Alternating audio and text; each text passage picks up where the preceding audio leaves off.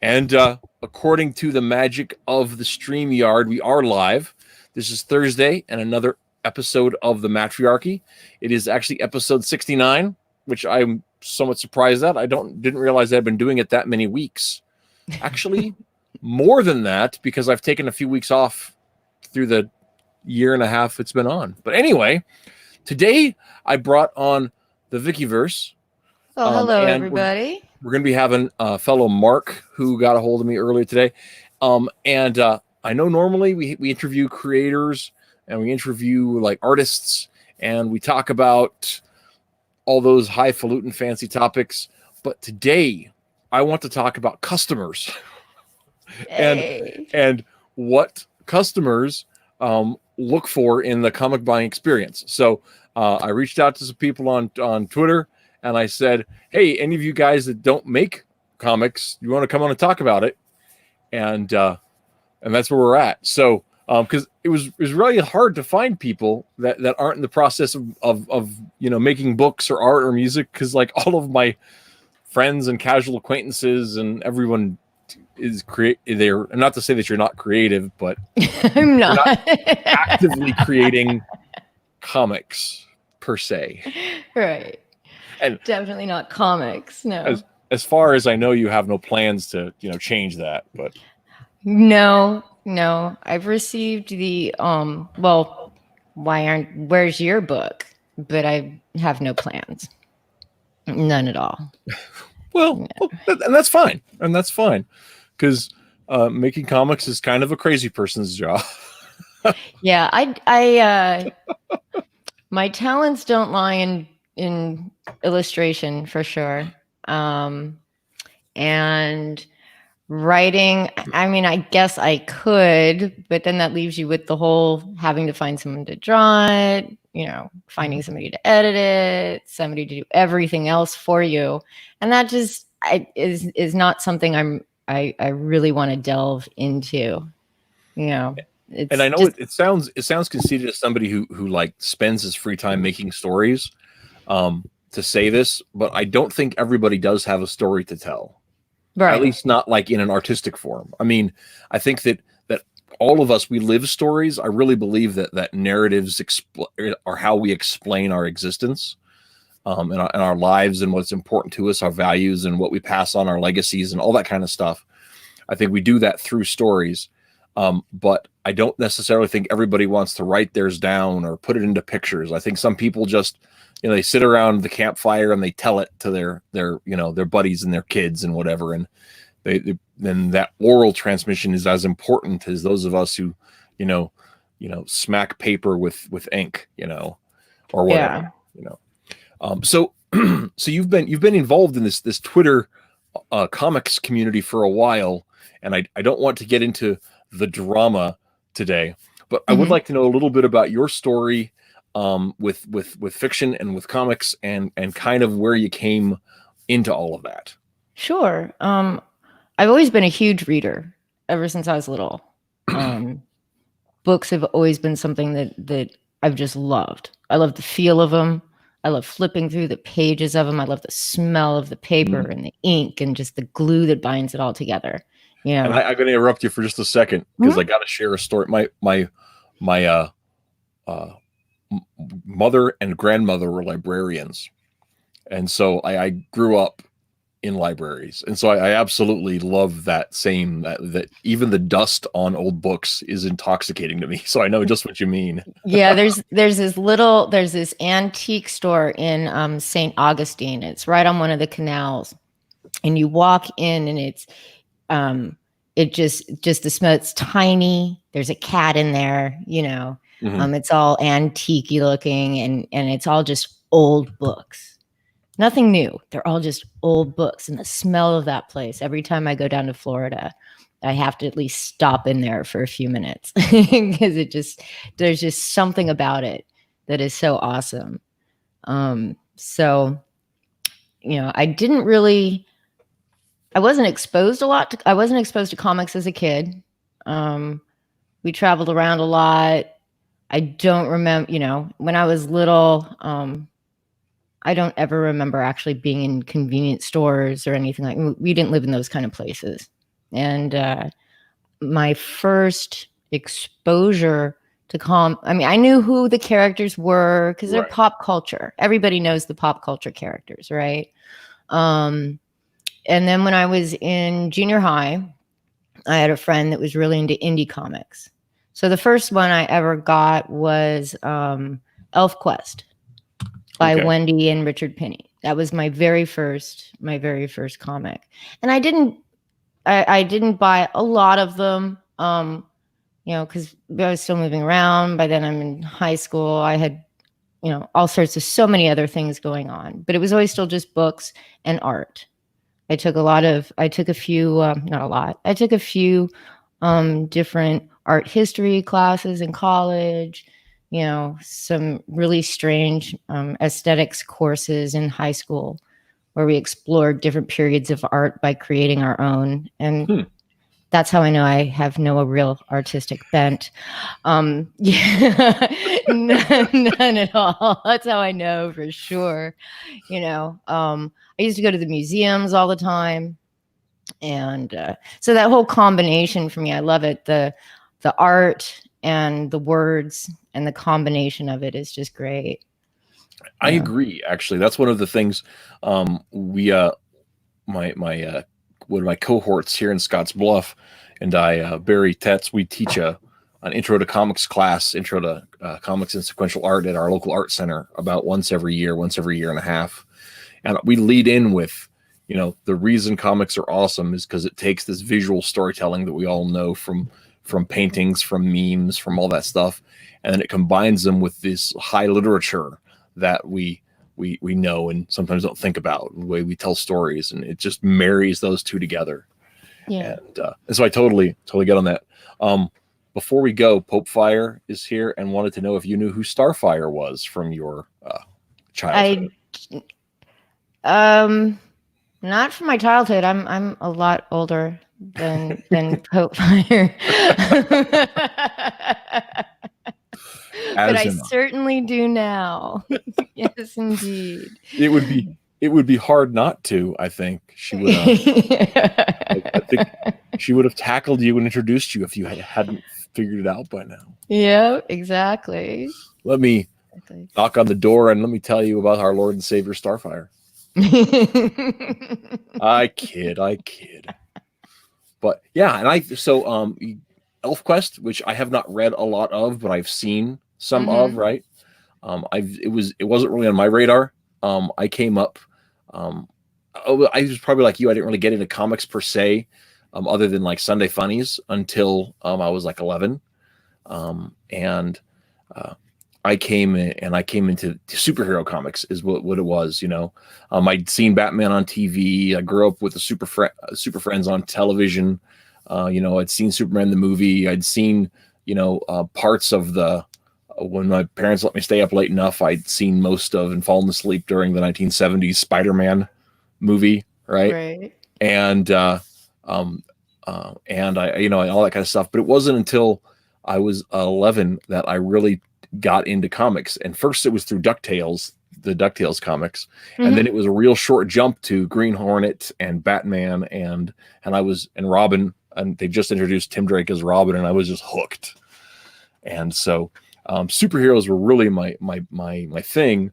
But I of course knew about ElfQuest, right? It just wasn't like, I was like, well, that maybe someday I'll take the time, and I never have. It's been 30 years and I still haven't. So you should. It's totally worth it. Totally worth it. So when it comes to literature, from when you were a kid and then into comics, was there a crossover in genre that you, or crossover in genre that you liked about that bled in between there? I mean, was it like the fantasy stuff you're into, or? I like a lot. I like the fantasy stuff. I'm not into not as into like superhero comics. Yeah, I know. Yeah. I'm an oddity, I think, in the group of most of my friends here. But I like a lot of sci-fi and fantasy. That's sort of my thing. So is there anything you're buying currently? Well, mostly I'm just backing indie books. The closest LCS to me is over an hour away. so, you know, I live far enough out in the middle of nowhere that it's sort of a pain to get anywhere. Yeah, no, I hear that. And up until recently, I didn't have an LCS close to me either. Our local cards shop just recently started getting comics in. Those coins, cards, collectibles kind of a deal. Mostly Magic cards and pop figures. And so I find it really funny when people hate on pop figures being in comic shops, because I'm like, well, do you want the comic shop or not? Let them sell what they need to stay open, man. Yeah, you kind of need to do that. It's like my the nearest gaming store, you know, tabletop gaming store. They sell disc golf discs. Yeah. Yeah. You know, so you have to really diversify. Yeah, that's why I actually go in there, because I don't tabletop game. I go for the discs. I was gonna say, we actually have a disc golf shop here. Yeah, we don't have one that's dedicated just to the discs. It's the disc and the cards. Yeah. The closest one is like 3 hours away. Yeah, yeah. But I'm lucky enough to live in a place here. My state has the oldest disc golf courses in the country, and so they're literally everywhere. There's even an apartment complex a couple of hours from me, which I wish wasn't so far out of my way, that has its own disc golf course. Cool. Only 9 holes, but it has its own. So, yeah. So, Mark has joined us. Thanks for coming on, Mark. Appreciate it. Thanks for having. Hey, how y'all doing? You all see and hear me all right? Oh, yeah. Oh, yeah. Yeah. Okay. Oh, yeah. So, I just got done talking to Vicky about how she kind of got into comics. Why don't you tell us your story? Well, I got into comics since I was a little kid. I think the earliest memory with anything comic book related, not the oldest thing in comics I remember, but my first experience, I think, was some X-Men cards from the late 90s, late 80s, early 90s. Had some X-Men cards. I wasn't quite sure what they were. They were from, but it was like Cyclops, like blasting using like in the Danger Room, and like a Wolverine card and a Colossus card. And I believe they all went together. If you know, you had like that 9 card. It was like a full page spread. If you got all 9 of them in the right sequence, I think it was something like that. I'm pretty sure I have those cards. Yeah. I wouldn't doubt it. Right over there. Yeah, I still have some too. Actually, I actually use, when it comes to like my comics and cards, I never threw anything away. So. Oh yeah. But yeah, and then I remember some cartoons, but like my first time I actually had a comic book. I remember going to a convenience store, and I didn't have any money, so I stole it. I stole a comic book when I was how old was I? I must have been 6. Had to have been like 6 years old, maybe 7. But yeah, you know, my mom wasn't going to give me money for it, and I wanted it, and I stole it, and I got in trouble because I told on myself. So they effectively told on myself. You know what I mean? It didn't just come right out. Look what I, you know. But yeah, but I had that experience with a pack of gum. Yeah. I've been into comics since I was a kid, though, and I've been in and out, you know, keeping it real. I've been in and out, but I've always kept up with what was going on, especially after the, you know, getting internet access and stuff, you know, just reading different things about what was going on in the comics and stuff, you know. Mm-hmm. But yeah, that's pretty much it. Yeah. So when I was coming up, I started, like I was talking earlier, I started reading when I was comics. I was about 11. And I was like, I know there were other people in my town that bought the comics, because I'd go every week to the bookstore and the gas station and the mini mart, and, you know, all over. We had them all over back then. And they'd always be comics that were moved. And, you know, you could sell the ones that were been there longer than a week because they got bent over funny and the whole thing. But I knew some comics were getting bought, but I never knew anybody. Well, I knew one guy who bought comics sometimes, but that was it. I was the only guy I knew that bought comics. So, you know, I get to college in 1996, and, you know, I find the internet, and there are other people talking about comics online, and I'm like, ooh. Mm-hmm. It was, oh my goodness. Okay, hang on a second. There's a crazy thing in the chat. Master Wall Staring says, I stole a Jesus comic. He'd come to our public school when we were only allowed one. I'm pretty good friends with him, and I don't think he'd approve. That's pretty funny. That is, in fact, pretty funny. But yeah, that's Yeah, hilarious. it is. Yeah, sorry. Hold on, guys. Railed me. Okay, so Mark, give me 1 second. Give me 1 second. I'm so sorry. Give me one second. I'm sorry. Oh, that's fine. That's fine. I guess I won't ask him the next question. I was getting to the DC versus Marvel. You know, what's your kind of reading habits and all that kind of stuff? I don't have I don't have much of a preference. Well, yeah, I mean, I like them both. Yeah, because a lot of it was like you weren't necessarily a fan of a particular of the main offerings the DC and Marvel would have. So, you know, you're going to have a lot less options. Did you get into Vertigo comics? There was a lot of genre differences back in the 90s. No, I wasn't anywhere near comic book stores for a really, really long time. Yeah. Those didn't make it to the newsstands for sure. No, they didn't. So, sorry about that. No problem, man. Yeah. So, so what kind of is your comic reading? Your preferences? What's your bag, man? I like the Avengers more so recently over the past couple of years, but I've been doing more indie books than mainstream books. I really like I like a lot of the indie books that I've been getting, but like typically I would get a couple DC books. I liked Green Lantern a lot. Really, actually, I think my favorite thing to ever come out of DC was that EVS and Jeff Johns run on Green Lantern is probably my all-time favorite thing to come out of DC. So I really like that, especially like the Blackest Night stuff, like the Sinestro Corps War. I loved that stuff, but I think I have the most Spider-Man books. That's what I have the most of from when I was younger. Really like Spider-Man. But lately, over the past few years, I've been buying more indie books than I've been buying mainstream, or should I say big two books. Right. Coming in, you get down to it. I mean, like lots of Dark Horse stuff is technically indie. All of Image is technically indie since it's created stuff, but they've got a huge shelf presence. So, in IDW, Dynamite's, a lot of it can be considered indie. They're a small publisher, but they've got a lot of licensed properties too. Lone Ranger and Green Hornet and all those guys. So. Yeah, I like a little bit of everything, but I am mostly like I do prefer the superhero genre. Like I think most people who are into comic books, that's what they associate with it. So it's actually funny because Vicky's in the exact opposite boat. Yeah, superheroes, they're okay for other people.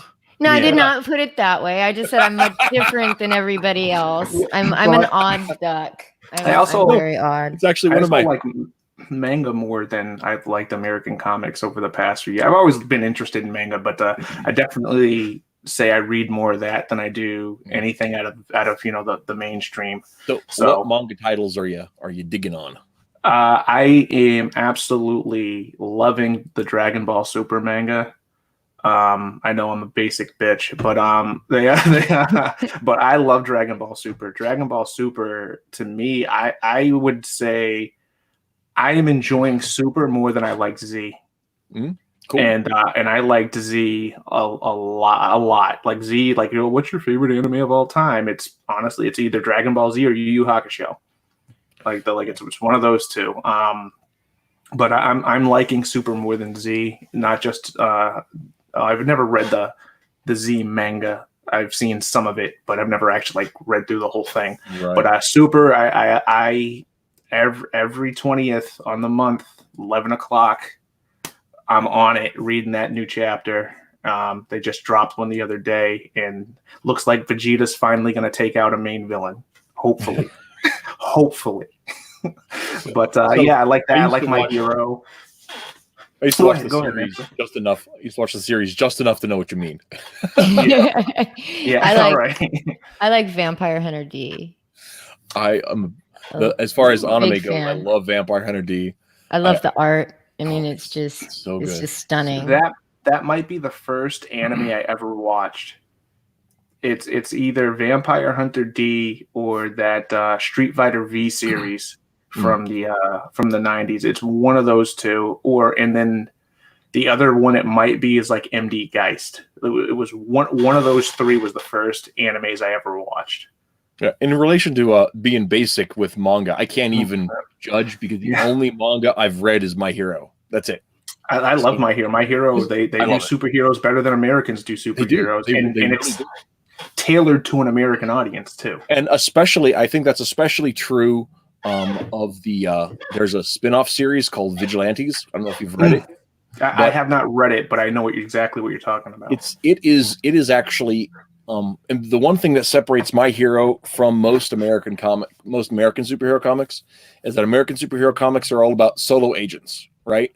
Batman, the Flash, these guys, they assume the power of government to protect the innocent and to enforce the law, because the American idea is that the power of the government is present within the people, right? So that's a political, philosophic assumption behind the American superhero comics. Yeah. So there's so many free agents, but you don't have that in Japan because of the way their government is it's different. They don't have the same philosophic assumptions.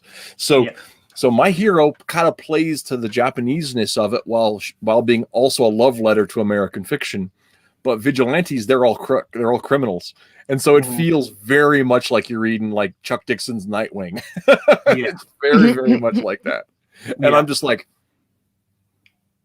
it's really been it's bummed me out too, because our libraries where I've been reading them are closed now and I can't go get the next volume. Yeah, I was just checking. They just started opening things up in my state. So I went to check at the comic book store, still closed. But I went to go see if Barnes and Nobles was open. They're still closed too. So what kind of other than the manga, what other indie books are you digging into? What kind of stuff? You're going to pick like a top 5. You should read this list. What's in it? I have a stack right here. These are a bunch of. I didn't plan these there either. I just had them sitting there. These are a stack. Oh, sorry, I'm not used to this camera, so this is a stack of. Let me actually try to. I'll put you on the big screen. Sure. So I haven't read these yet, but I got both the Common America from Tim Lim. I got the Indiegogo in the Kickstarter. I feel so cheap because I only got the Kickstarter one. I got both of them. I got Iron Sights 2. I haven't read that one yet. I bought this out of anger and spite. So I'm just going to throw this out there. I backed this on Indiegogo. Fuck you, Mitch. Hey, I'm keeping it real, man. I'll tell him to his face. And in fairness, we'll talk about that in a second. Yeah. Feast or Famine from Alterna. Let me see. I got the Mary Sue. I got the single Feast or Famine here. I got Walmite. Cyber Frog. Will not be getting the second book. The best book to come out of this whole indie comics movement over the past couple of years. I don't care what anyone says. I'm not even finished reading it, and I can already tell you it's the best written thing to come out. I'm not kidding. It was fabulous. This one, the Jawbreakers, first Jawbreakers. I got here the first Iron Sights, and as far as physical quality goes, the best book out of the whole indie comics movement. This is Earthworm Jim. Doug T's quality. I mean, these like yearbook style books are the quality just can't be touched. Really can't so far. So I know Zach has a hardcover that he's going to be working on, and I may try to get that one, provided I can afford it. So that's one thing about Naples' dedication to his business model is he's about making sure people can actually have them. Yeah. So that's one of those things that's just it's really remarkable. Is he's just like, we're getting, if you back at $25, you're getting maybe a little less than the wholesale cost. Mm-hmm. So yeah, I mean, if you're a distributor, for me it was I can't. Black Ops 3 is fabulous. I gotta get America. Yeah, I am stoked for, well, and like everything Mark touches is just a Mark Pellegrini. Not this Mark. Yeah. All right. Everything Mark Pellegrini touches. He's very thorough. He's a good writer. Yeah. And him together with Tim is just like a perfect combination. And I like Tim's art style a lot. I really like. I've been fortunate enough to become a kind of friends with these guys, and I've talked to them on air and off air, and they're pretty authentic. But it's also fun to get in their brains to think about storytelling and everything else. Actually, I had Mark and Tim on a couple months ago, and we were talking about Max Headroom for about half the time because he had just because Max Headroom was awesome. Well, it was awesome. I don't know what it is. I've heard of it. I've never actually read it or anything. See, Mark, if you don't mind me asking, how old are you? I will be 36 in July. Okay, so you're just young enough where you didn't experience it. Yes. How old did you think I was? I was thinking about that. I was thinking between 32 and 37. So, well, I did say late 80s, early 90s. Yeah. So you'll be surprised how many people think I'm 26. Yeah. No, I get it all the time. I got up until I hit 40. I got 27 routinely for about 12 years. Wouldn't have guessed you for 40. Yeah, 42. Would not have. Yeah. Would not. So. And Vicky, I mean, you look like, are you even old enough to buy a beer? I know, right? Yeah. I loosely know who you are on Twitter. Loosely. You might just want to keep that at loosely. No. I know me and Matthew do follow each other on Twitter, but I don't tweet a lot. Just occasionally. You're much better off that way. Yeah, I know. Believe me. As somebody who tweets a lot, I'm telling you, it's the disease, man. It is, man. I don't understand. I don't want to go on I'll stop. Well, I will go off. I don't want to go there either because I would. One thing I will say about it is that like I get really irritated that when people like come at me and be like, "Why are you mad, bro?" And I'm like, dude, I've been bored for 4 weeks. Like this, I find no joy in saying the things I say on Twitter. It's one of the problems too, and this speaks to social media at large, is that when you're putting out these text messages, that's effectively what they are.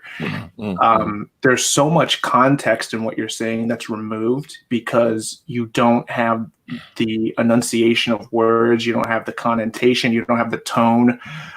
All of those things feed into how you interpret what someone is saying. Like, how many times have you texted back and forth with someone, they're like, "Why are you yelling at me?" And it's like, what? Like, I'm not even mad.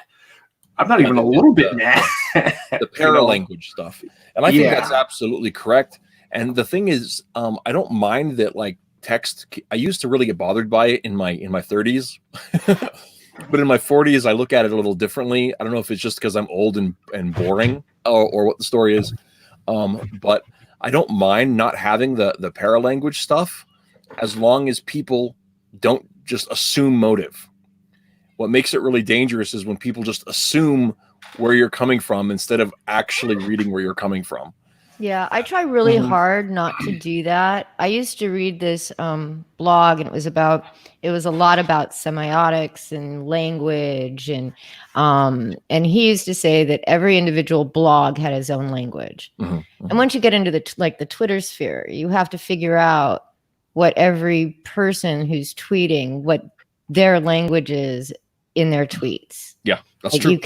So that you can actually read the sarcasm and read the anger and try and read all of that stuff into it and know what they're saying, and it can be really hard because you have to, one, it's easier if, like, say you're in DMs with people and you can chat with them, or if you stream with them or do, hangouts or something, it makes it much easier. I just like using a sarcasm tag. By the way, thanks for having me on. I forgot to tell you that when I first jumped on. You're doing me a favor. I mean, that's the thing about. Am I?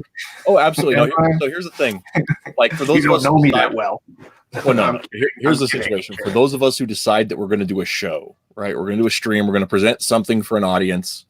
That we want to have that. What we end up doing is that I have to create content, right? I have to make something that's interesting or people aren't going to watch.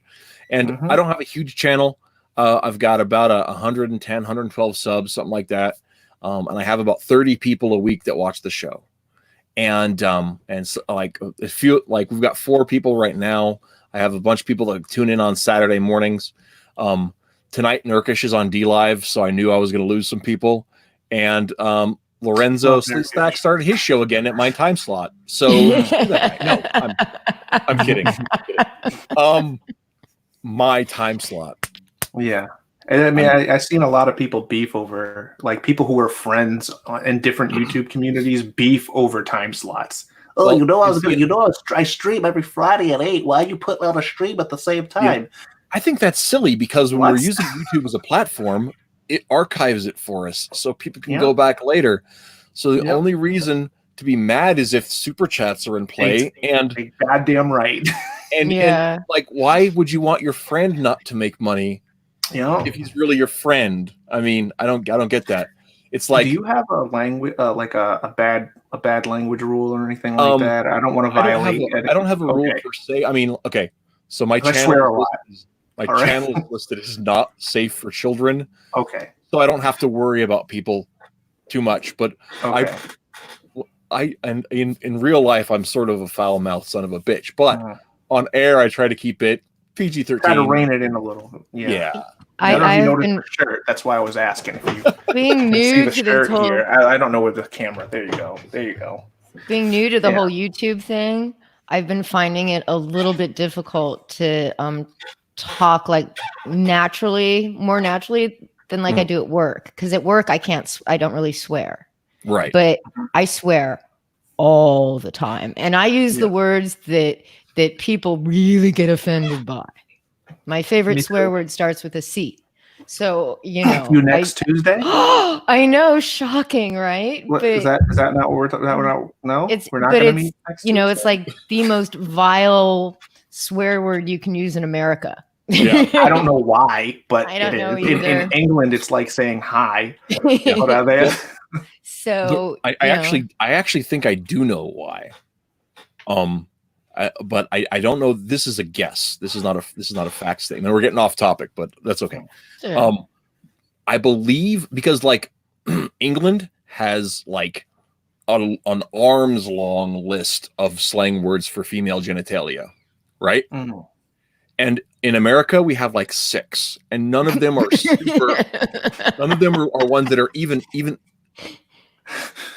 except for one is not common. I mean, there's I mean, they're not that it's not common, but they're still rude, right? Even saying the word vagina is sort of rude, and I think that JJ. Yeah, well, I'm joking. That makes it worse. It is a bit of puritanicalism because it's the same way with calling someone a dick. Excuse me. Yeah. But I think it's the other way around. We had women involved in politics long before we had women that could run for office, right? Yes. Mm-hmm.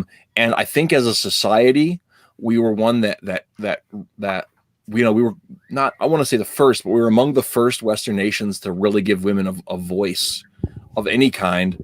And that whole idea that the hand that rocks the cradle rules the world was a big deal here. And so I think that being rude to women for its own sake was really discouraged in a lot of ways. And, that's my kind of my guess on that. Like, in our founding, there were lots of women that were super prominent. What's her name? John Adams' wife, mm-hmm. Founded schools. I mean, she was a really important part of Boston's politics and their whole thing, even though she couldn't vote. And even though if she wasn't for when her husband was away in France, people came to Abigail Adams. That's it, for advice and to connect the wheels of power. And she and Benjamin Rush founded the first all women's school in 1780. I mean, there was Dolly Madison, and there was a whole bunch of these people that were just all these women that were just had such a huge impact on American history. And so I think that here in what is this, kindergarten? Maybe. Yeah. Giving you an education. There you go. So I think that because of that, between all of those things, and because of the Judeo-Christian heritage that was part of this country, that I'm stupid. That's our second president's wife, correct? Dolly Madison is number 5. Second, Abigail Adams is the second. So, and to pull that all back into fiction, you'll see that a lot when you read like the old Westerns, when you read like Louis L'Amour and all that kind of thing. You see a lot of really strong women who are always treated with respect. Yeah. And, and when you look at all the old, the penny books my brain's sort of starting to fizzle a little bit. Oh, like the Penny Dreadful? Yeah, like the Penny Dreadfuls and stuff. You see a lot of that in the old literature, especially around that time. Well, and I think there was one of the differences between like the not in all cases, and I want to read more Victorian literature than I have, but Western literature, especially like old Western literature, they had a lot of women who would they were the widow and they were carrying on, or they were they're waiting for their husband to come back for war, and so they're having to maintain the homestead, the rough pioneer life. Whereas in a lot of British literature, they were still, it was in the Gothic phase, and so they were still, the women fainting at all sorts of stuff. And so I think that's because they were wearing those damn corsets and they couldn't breathe. I've never worn one. I can't comment. But yeah, I think those are all parts of it. And so anyway, back to the thing about looking at the customer experience in addition to all this stuff. Yeah. Apologies for derailing. No. It's fine. I think this is good. This is good. So I am going to agree with Mark. Soul Finder was probably that was one of my top 3 books last of the year. It was freaking fabulous. I actually think Doug Ernst did a so good, masterful job. And have you guys been looking at the pages, the thumbnails Weldon's doing for the book 2? Oh God! I got the Super Frenemies, the 2 trades. I'm still waiting for them, but I got the PDFs of those 2 books. I got them off of Kickstarter, and they are gorgeous. Oh, good gravy! I just cannot. That Weldon's got the magic, man. He's the next. I really do believe that he's the next big thing in comics. Like somebody at Marvel or DC is going to catch him between projects, and it's going to rocket him because he's got the stones. I mean, he's fast. He's amazingly good. He's he can cross genre art. Someone at Marvel or DC, which we'll pick them up. What are you talking about? Those 2 companies are dead now. They died with the coronavirus. Yeah, they don't exist anymore. I'm gonna let the tape tell that story in 6 months. Yeah, me too. Yeah. They're. I mean, I don't They've think been dead before. I don't think they're going away the way people think that they may be going away, but I do see an industry shift. Shift. Well, and I think I don't want to get off on that topic. I have but I do want to say I think that for comics to become what they could be in America, what they were and what they are in France, what they are in Japan, I actually have a scheme to do it, but I don't think anyone's going to go the way that it needs. But I mean, comics aren't going to go away; they're just going to change. No, yeah, exactly. The thing you have with Marvel and DC is even as loss leaders, and that's part of what they've been for a long time for these big companies, is they don't have to make money, and that's what a lot of people in the commentariat, the comic YouTube commentariat, don't understand is that they're failing. It's okay if they fail because they're loss leaders. They just have to keep making product. And if they lose money, then Warner Brothers gets to count it as taxes breaks. They are a blood farm for IPs. That's what they are because of their parent companies that own them. That is the unfortunate reality of the situation. I do think that that's unfortunate. That's what they are. That's what they've been reduced to.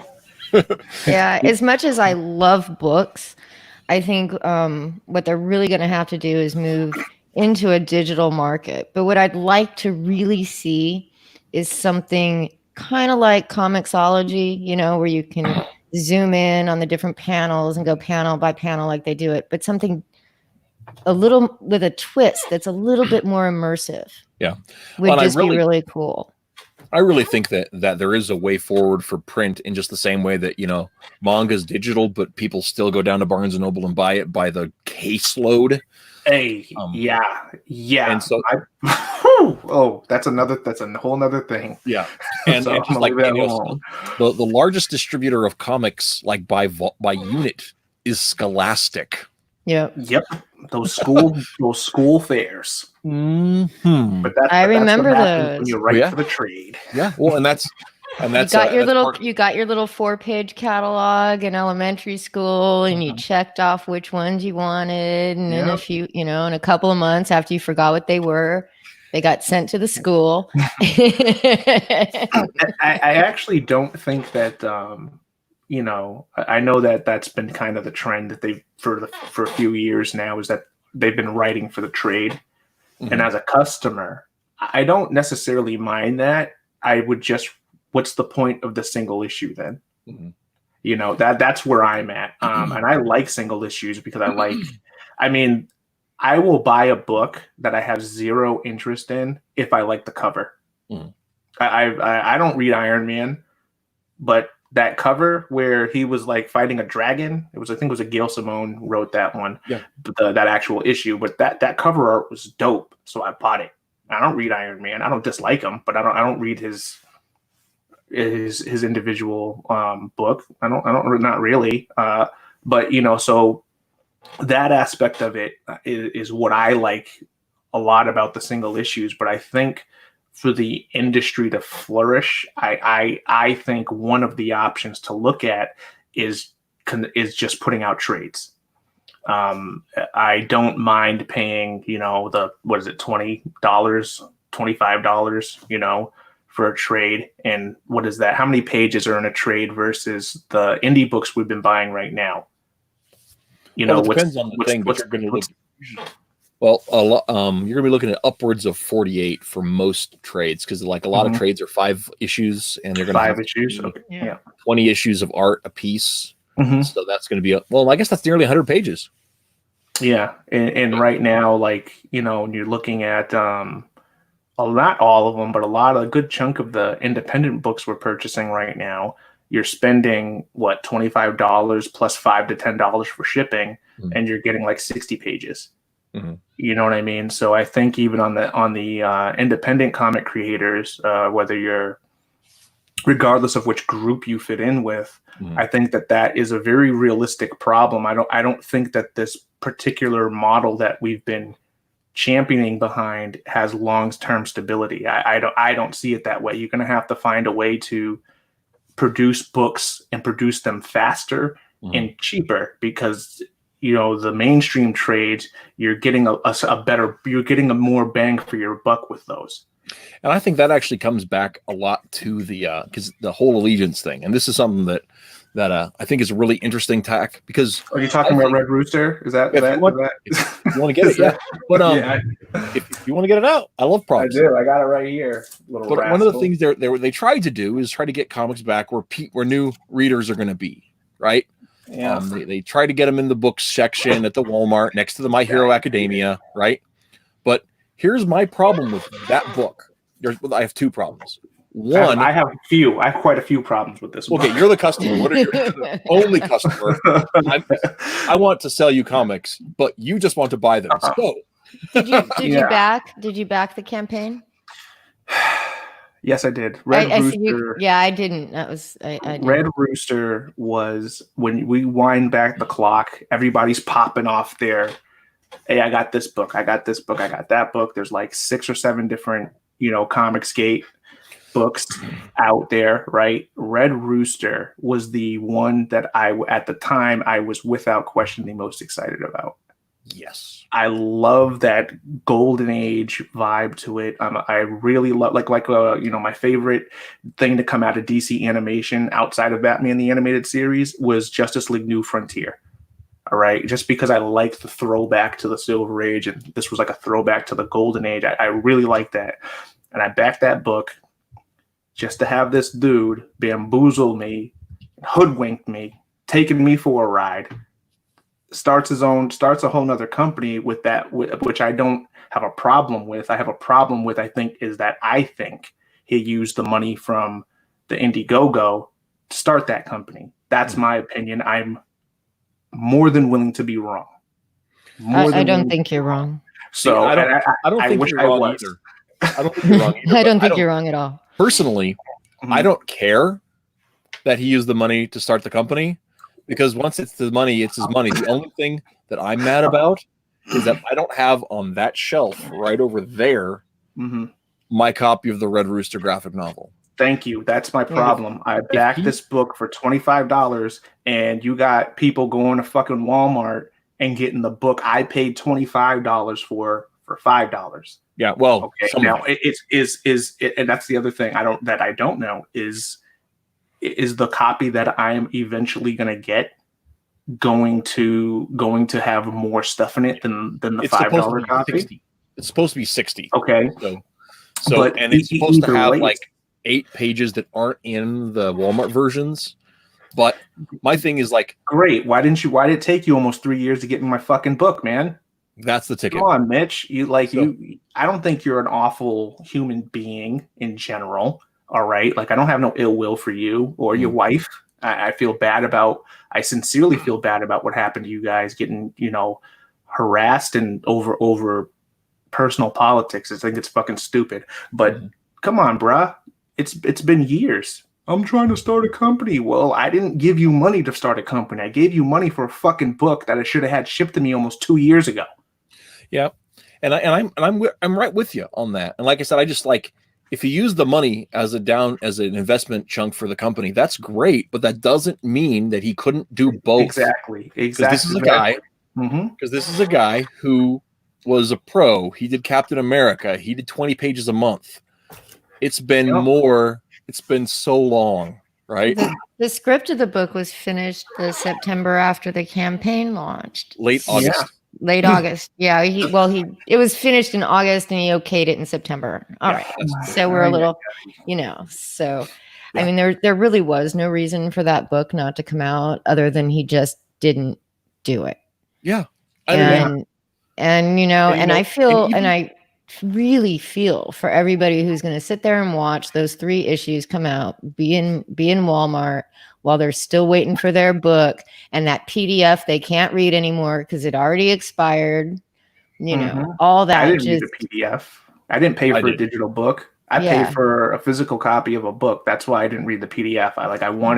I hate to sound like an entitled person, but I paid for something. Yeah, that I should have had almost 2 years ago. In fact, I think I'm being generous because I think it's more than 2 years ago. It's closer to 3. Once you pay for something, you're entitled to receive it. So you can act as entitled over that as you want. Yeah, and especially on the time frame you were promised. And like, okay, and I have to be completely honest about this. I still feel that way. I'm late on a campaign. Like, we ran a campaign for my company last summer, and our art team ran into all kinds of problems, and we are late. We are approaching 6 months late, and I hate it. According to Zach, that's the average for a crowdfunding book. But I'm the artist. I'm the writer. I can't make the artist go to his table. I can't crack a whip. Yeah. And even if I could, the pencil artist lives in a different county, so I can't even get there right now. Well, you did your part, right? It's not on you, right?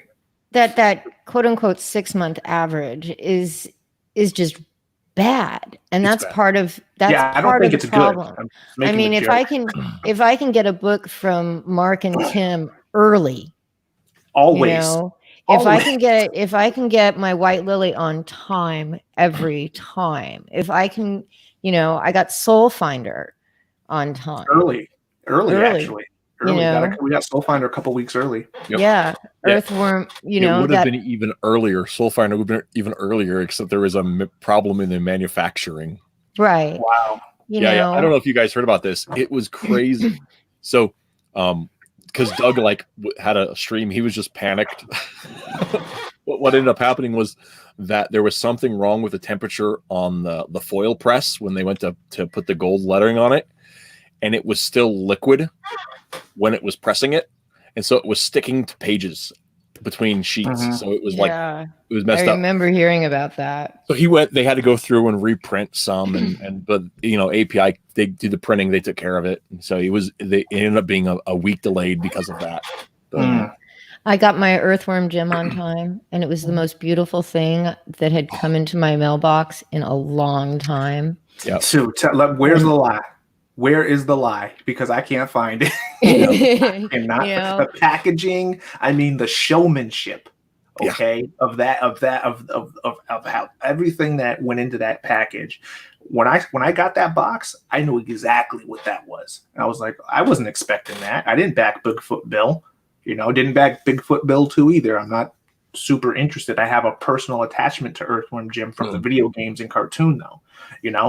But I didn't back Bigfoot Bill 1, but I did this time around along with 2, just because Earthworm Jim was so beautiful. The story was so great. His story. I got 2 copies of Earthworm Jim because the first copy that I got had there was a section of pages. It was about 15 to 20 pages where there was a big fold in about 20% of the page. It was just huge fold, this crease that just cut through 20 pages.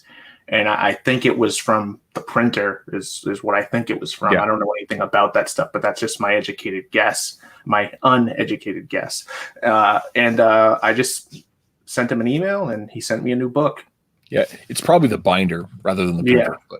Okay. Yeah. I don't know. I don't know. Company there. It's all the same place. It's the same company. Place. I just meant the machine, the actual machine, because they've got because they print them off in sections and then they run it through a binder that folds it and sews it and glues it in.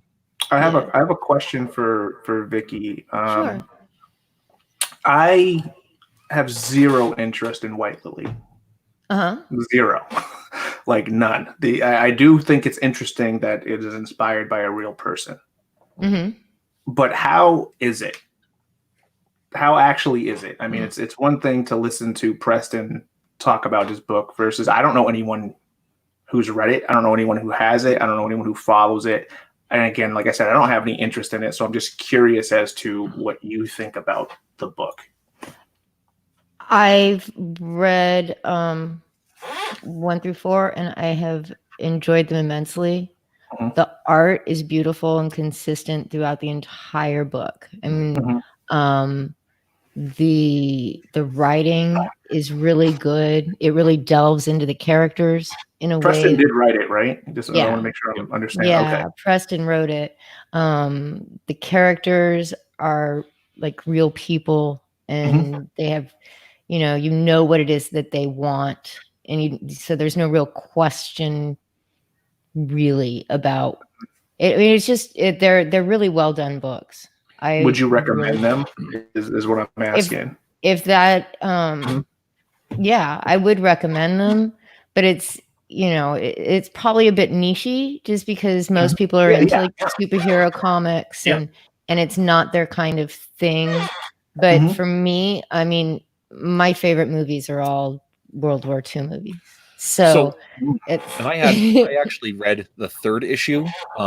Preston sent me the PDF because he was looking for people to do reviews, and so I actually had him on. I had we did what I called the Mattriarchy Book Club, and I've done that a few different times where I've had me and some other guys we'll do a 2-hour show, and we'll do the first part is just a conversation between myself and my guests about having read the book and what we think about it. And then we'll bring on the creator, and then we'll critique it.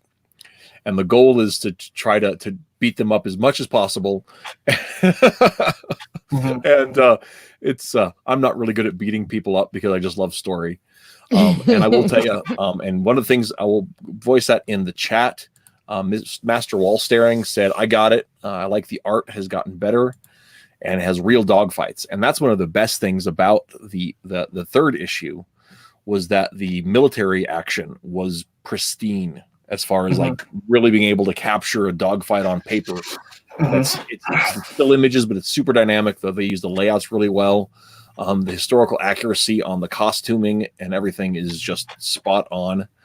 The way I told it to Preston, I said it has the same kind of feel as it's a little different time frame, but it has the same kind of feel as, I don't know if you've ever seen an Enemy at the Gates. Yes, they made me watch that in basic training. Yeah, I don't know why. They made us watch it. Well, that's interesting. But yeah, it's got a lot of the same like vibe as, I mean, it's not the same story obviously, but it hits a lot of the same kind of narrative notes. And if you liked Enemy of the Gates, I would suggest White Lily. Okay. Now, like I said, it's just not my from what I've seen, it's not really my bag. I'm not particularly definitely not a hater. I'm not a huge fan of Preston in general. But I never, not to the point where I've like said anything to him on Twitter or left a comment in one of his videos, nothing like that. I think he's all right. I got no ill will for the guy. I don't really know him. He can be a little smarmy. Yeah, he can be, but look at, he's not, not really my bag, but that's not to, I'm not saying that to shit on the guy or anything. Yeah. I don't. And I'm not just saying his books are good because we're friendly. Yeah, no, I got you. Get that out there, but they are really good. Yeah, I didn't think that. It's just those type of books are not what I typically go for. If you just looked at the stack that I showed earlier, it's not what I typically go for. But the thing about it that did interest me was that this was based off of an actual person that really existed. Mm-hmm. I thought that was kind of interesting, and then I'm sure he's, putting some fiction in there to spice some things up, and maybe some other characters that didn't exist and stuff like that. But so I actually found that aspect interesting. I actually asked him about that on the show about how much is history, how much is fiction, and we talked about that. So if you're interested, you can check out my archives and get the skinny from Preston about all that stuff. Yeah, if you care. You don't have like I said, that aspect interested me because I do like history. History is one of the, I was a kid who didn't particularly do well when I was in high school, but I slept through history class and got A's. All right, like I did pretty good in history. So, I find the World War II element interesting. But just in general, like there's nothing super about it, whether it be natural or hero-esque. So it doesn't really strike me as something I would back initially, despite that kind of interested in that piece to it that's factual. I think that's pretty interesting. No, I dig that actually. I mean, in the same way, like I like Western comics, but I like Western comics that aren't that. I like real history, but I also like fantastic alternate history, which is, that's what I write with our universe. It's all, even the stuff that's in the modern era is still a couple of years ago. So, and it's got its own fictional timelines and all that kind of stuff. So, I mean, I dig on that with other people do it, which is one of the reasons like Matt Weldon and Bill Williams' Punchline is like one of my favorite comics, and they have their whole world that they work with and play in, and I love the Walmart books. The same thing. Those are so funny. Oh man, they're so good. The next one is going through. It's going through all. Is it Alterna or Antarctic Press? Antarctic. Antarctic Press. Yeah, that's. I know it was one of them. It was one of them. And like all of the other Walmart books have been through Antarctic as well, but not the initial run. The initial run, they self-published them, or they went with Iconic, depending on which printing it was. Yeah. And then they had a second run or whatever through Antarctic, and actually they're with, I think they were on their seventh printing of My Hero, Macadamia through Antarctic. But yeah. But all of their books actually are kind of in that same universe. Yeah. Well, yeah, and It is, and the funny Common thing America is a spinoff. Isn't that character a spinoff out of the My Hero Walmart book too? Yeah. Or there's a similar character that they're. Yeah. So the way I will tell you, because I've talked to them about it, and I'm a huge. This is me being a fan. Oh no, Reese is geeking out. all of their books are connected, sort of. There's like a core set of facts that carry themselves through the books, but they want, because each of the stories is a slightly different genre, they want to just be able to go wild in their genre, but there's a set of core facts that are consistent through it. So like Donald Trump is the president, but he might not be a superhero in Common America. Maybe. Is the bunny in all their books? Actually fought Bernie Sanders in Black Ops.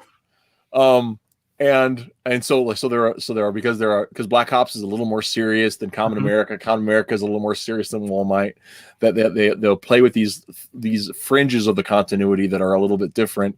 But then there's this core set of facts that consistent there. And like I don't think I'm spoiling this for the background. Oh, I guess I shouldn't say. I know something about their 1970s in their universe that's different than the real world. Okay.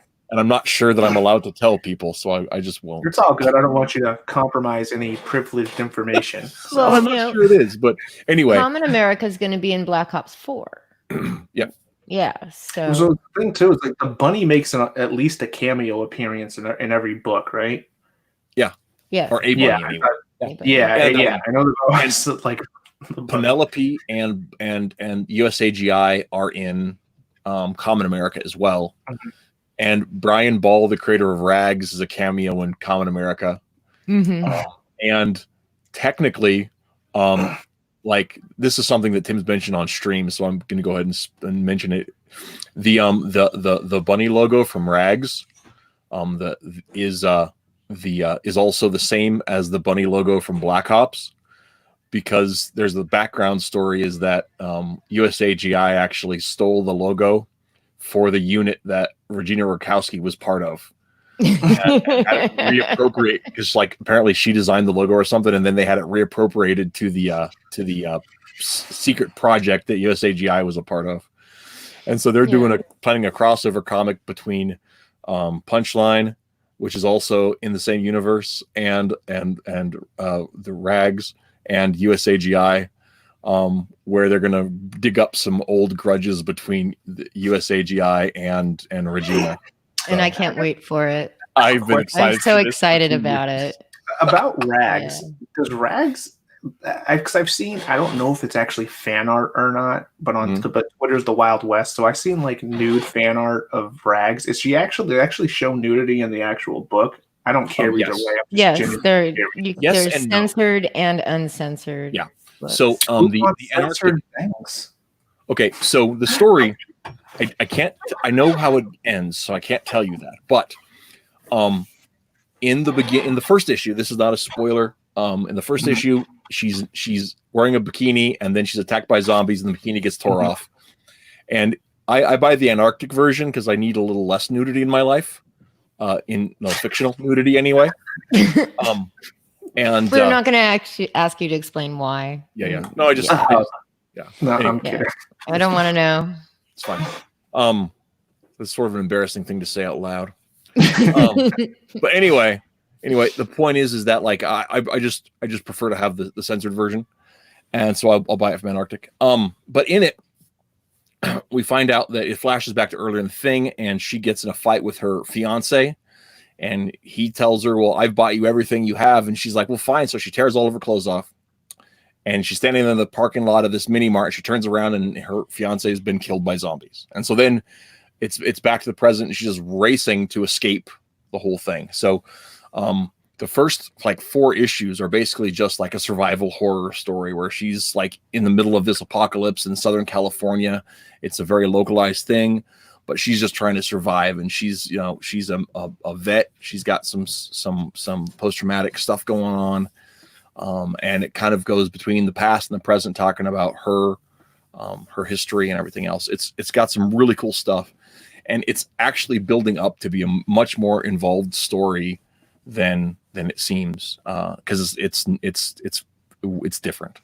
Yeah, so I've always had an interest in it, and in fact, even with Black Ops, I've had an interest in that too, and Punchline. But it was one of those things where like I missed the boat on the first run, so I'm just kind of like, I really want to read those stories, but like I feel like I'm so far behind. You know what I mean? Like, so I'll tell you, you can get them really cheap digital on their store. I think it was. I don't feel like it was that much, like $12 for all 7 or something. It's actually $1 a piece. So you can, if I think it may be not bad. I think it's $1 a piece. And so if you buy the $7 pack, you'll get the link to download 7 when it's available. Yeah, that's what it was. It was like $7 or $8 or something like that. Yeah, and then those are the uncensored, and you can get them uncensored, and then they'll send you the 7th when it's finished. Yeah, and if you want to get censored ones, you've got to go through back issue stuff. But yeah, I was actually really lucky, because what happened is like I'd seen the rag stuff online. I'd read the preview. I thought it was kind of interesting.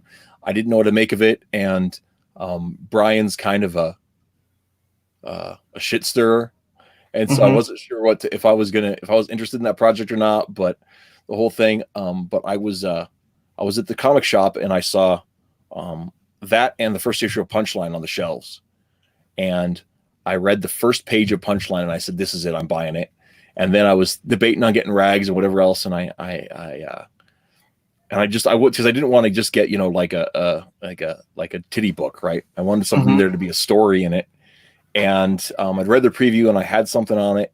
I'd kind of read. I'd read the first part of it, and I was intrigued with it. But I just decided to flip through it and read the rest of it, and I just grabbed it. You know?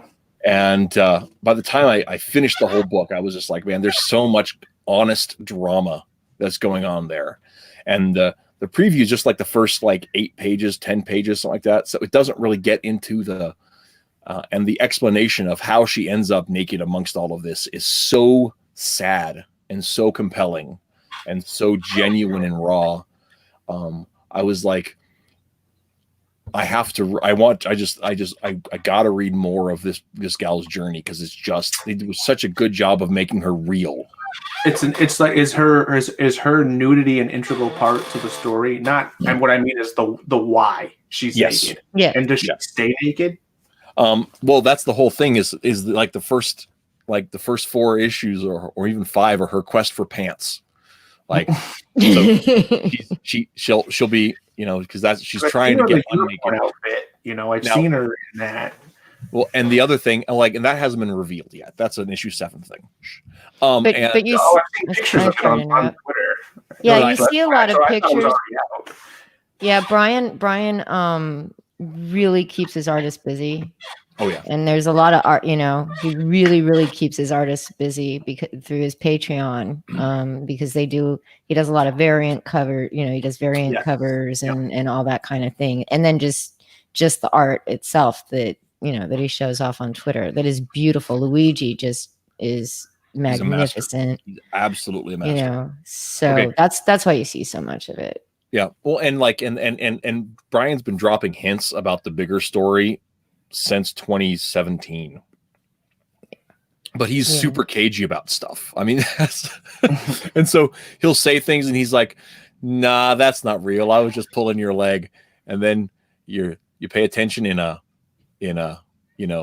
like 6 months, and he's just like, "Oh, so here's a spoiler," and I'm like, "You bastard! You told me about that already." Tricked me into thinking it wasn't happening. And so he loves to play with the expectation stuff. It's really great. I love it. And those guys seem like a good crew too. They do. Oh, yeah. That whole team, and I don't know them by name, but I know that whole team just in general, based off of things I see on Twitter. It just seems like a very cohesive unit working together. So which reflects, based off the stuff you're telling me, that that reflects in the work. I mean, look at Soul Finder. Look at the stuff that Timothy Lim puts out on a consistent basis. This guy's only been doing comics for 2 years, right? Yeah, and he's put out more books than a lot of other people operating in that space. Yeah. Yeah. Well, and I think that's one of the things you look at, like, and I don't want to get too far into the weeds about the Twitter politics, although this is definitely part of it. But you know, you look at those teams, you know, Soulfinder, Punchline, the Black Hops crew, Rags. Those are all people that have known each other since way back in the day, right? And when all of this stuff is, they were all old school people that found each other on Zach's Facebook way back in the day, and other places too. But they kind of coalesced in that 2017, 2018 time period. And some of them had been working in creative projects, and some of them had been in the, like, you know, Doug has been in the comics commentariat for, 12 years. He's an actual writer. Yeah, and he's an actual writer. He is. I mean, he writes for, like, what was it, the Washington Washington Times. Washington Times. Yeah, I was like, it's not the Post. It's not the Post. Yeah, writers don't tend to get enough love in the online comic space. Well, it's because it's harder to do. Like, I mean, it's not. I don't want to say writing is harder than art, but I mean, as far as presenting it, right? So, Preston does his writer streams on Wednesday. I've never watched it. I have zero interest in watching other writers, right? It's like the script writing and screenplay critiquing or whatever, right? Isn't that what it is? Something like that? Yeah. And like, I'm friends with Matt Trin with the Mythoverse guys, right? And he every once and again does a writer stream where he'll just edit on the internet and let people have a sneak peek into it. I will never watch that stream. I'm sorry if you tune in later, Matt. I have no interest in watching somebody edit a document. I don't like watching me edit a document. Doug Knapel did something similar a few days ago about the going through the script for Earthworm Jim 2. But it was actually quite fascinating because he wasn't really talking about the story or anything like that. He was just talking about his process and how he writes it like a movie script. Yeah. And then how he goes through and blocks out and why he makes little doodles and how he makes these little notes to keep him, so he knows what he wants to do with it when he does out the panels and stuff. And that was really cool. I like process stuff. I like watching them draw. I like watching them ink. I would love to watch people color. Wasn't that how Ethan's channel isn't that how he started? He started off like just with drawing streams and he used to do while he would draw pictures. And stuff, right? Yeah, he started off doing drawing streams. But I enjoy watching all of that because I don't have any talent for that kind of thing, but I love the end product of it. And I'm just fascinated by the way everybody, all the different individuals think about it as they go along. Well, I don't mind. I understand the process, and actually, I've watched a couple of Doug's talks about his screenwriting process, and I find that really informative. But he doesn't really talk about the meat of the specific project he's working on. He talks about the themes and the ideas and how he lays it out and his whole note card system and what he thinks plot is. And those are really good educational pieces. And those kind of big idea stuff, I don't mind at all. But man, I just, like I said, I wouldn't want to watch me edit. Just me, I wouldn't want to. No, just kidding. Because a lot of me editing a script is this. You're thinking. But I want to never say that. Why did I write that? I remember when I met. Peter Samedi at a comic book convention, and I asked him. I just grabbed one of his books and I said, "How do you get from here to here?" Right? And he told me, for him anyways, he's like, these books tend to have what we call a Bible. And he's like, and you want to write out everything in that universe that matters. Not all of it's going to make it into what you're writing, but that will, help you with I don't want to misquote him here, but the gist of it is that'll help you if you're writing a story and you're writing a character a certain way. The reason why they're that way you have in this thing called a Bible, right? And you know, not like I said, not all that stuff will make it into the page, you know.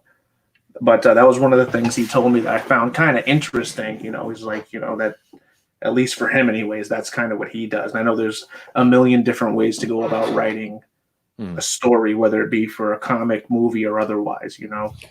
Well, I'm sorry to break this up, but I'm gonna have to bounce. Thank you so much, Reese, for having me on. It was nice meeting you, Mark. Nice meeting you too, Vicky. Yeah. Yeah, it was good to have you, Vicky. I know that I had more questions, but we got off talking about other things, and that's okay. Sorry. So that's all right. There's always another day. Yeah, there is. Save them up, and we can do it again. If we've had a number of people tune in, and I guess if you guys have enjoyed the show, maybe I'll get some more people to come on a panel to talk about the customer experience. And I'll have some more questions for you, Mark, when Vicky leaves, if you don't want to go. Oh, absolutely. Go. I'm not going to tie you down. I'm not going to chain you to your chair because I don't know where you are anyway. But thanks so very, very much. Everybody have a great night. Yes. Hey, Vicky. Thank you, Vicky. We'll see you around. Bye. Bye. Yes. So, but yeah, Reese or Matthew? I go by Reese. Yep. Reese. Okay. Yep. Yeah. Matthew's the first name. I was born in 1978, and my mom had this great idea that she wanted to give me a name that wasn't weird, but wasn't common, and so she settled on Matthew because she didn't know any Matthews. Yeah. Like a good idea, and everyone's heard the name Matthew, so it seems like a good fit. It fits all the criteria. But what she didn't realize is that in 77, 78, and 79, millions of women across the U.S. and Canada had the exact same idea. And for those 3 years, Matthew is the number three most common name for boys that were born in 78, 77, 78, 79. So I grew up surrounded by Matthews. And in high school, I started using my last name, which was already a family nickname. We're all Reese's, but I got that became a family nickname. And I started using that for address. And I said, just call me Reese. It'll make things simpler. That way, you're not talking about Matt Wahlberg, or you're not talking about Matt Stoner. This is me. I'll be Reese. And they're like, okay, fine, you're Reese. So, I have a question. I'm just looking at the chat. Is it like Bean? Is that the Bean? Bean from PA, yes. That is the Bean on Twitter. Yeah, the infamous Bean. Okay. Yeah. I'm friendly. I got no smoke with her. I follow her on Twitter too. She's all right by me. So. Yeah. I agree. Yeah. If voicing your opinion is, I'm a pretty big free speech guy. Me too.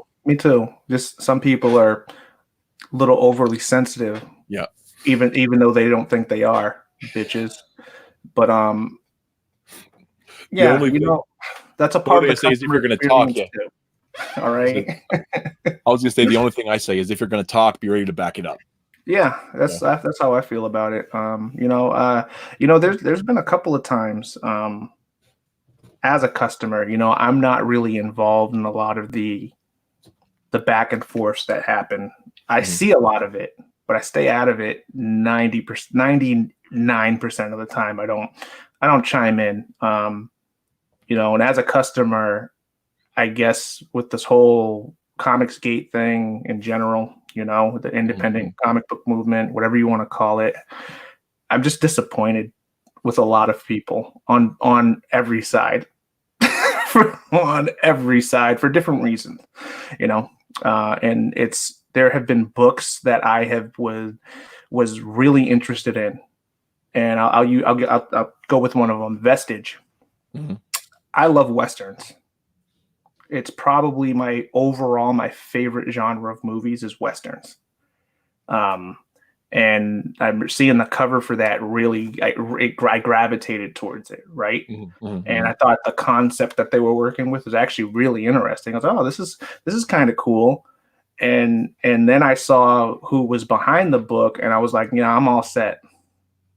Because as a customer, how you carry yourself, if you were to go back when you're just a name on a byline, it was different. Now with social media, you're all connected, and you can see the people's character, at least the way they present themselves online. And if you are continuously presenting yourself to be an asshole, I don't want to back your book, regardless of how interested I am. And there have been multiple books that JDA, I've never backed any of his books.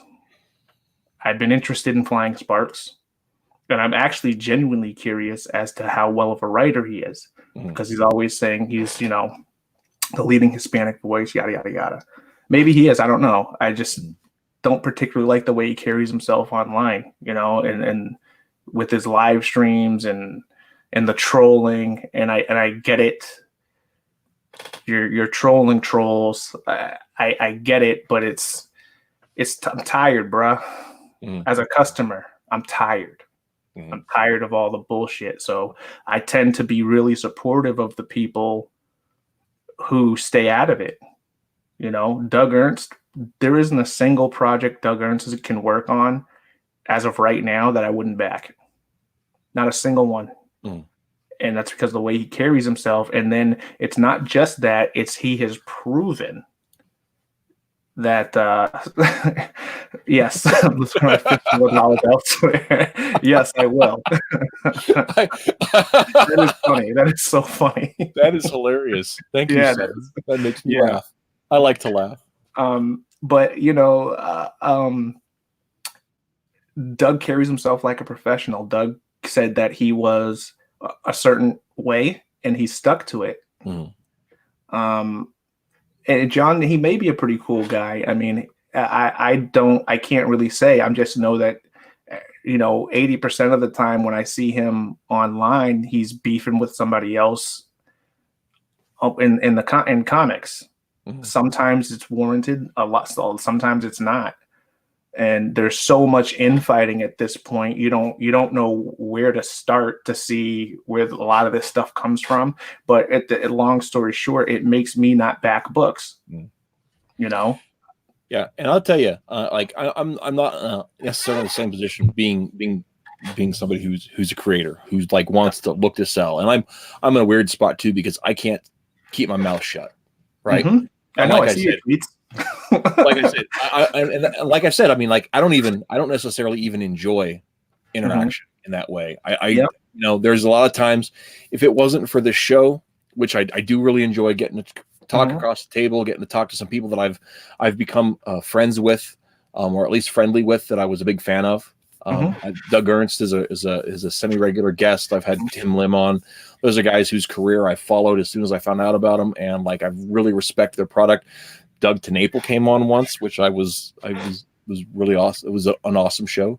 But I'm the kind of person that, like, I hate to be I don't even like to use this verb, like to use this phrasing, like to be my authentic self. But like, I'm not honest with me if I'm not speaking my mind. Yeah, right? The same way. And so if I'm like, if I see somebody like, saying, "Oh, Doug TeNapel is a homophobe," like, no, dude, like he doesn't approve of the gay lifestyle. That doesn't mean he doesn't like people that are gay. Those aren't the same thing. They're not. And a phobia is irrational fear. I don't think Doug TeNapel's afraid of people who aren't straight. No, not at all. He just thinks that they'd be happier if they weren't like acting out these desires. That's something you can agree to disagree on, 100%. And it's how do you, it's like my whole philosophy with a lot of that stuff is, it doesn't matter if you approve of something that somebody else is doing. To me, what matters is how you treat them.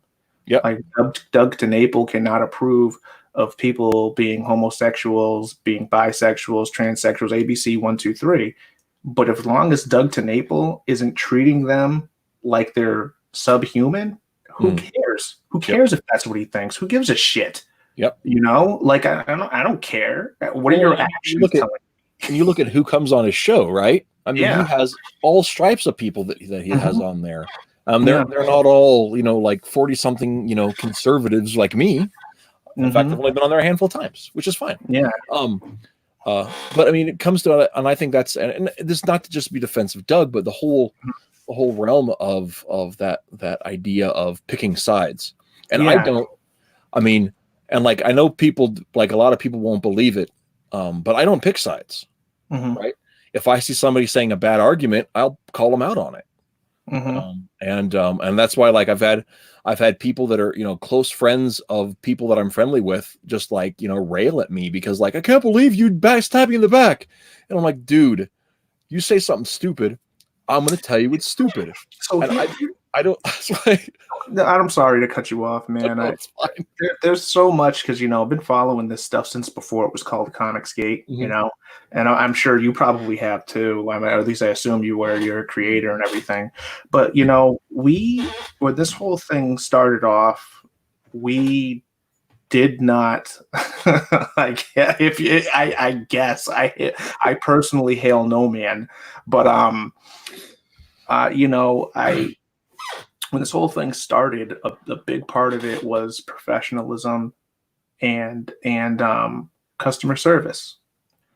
And I don't think we've moved so far from that.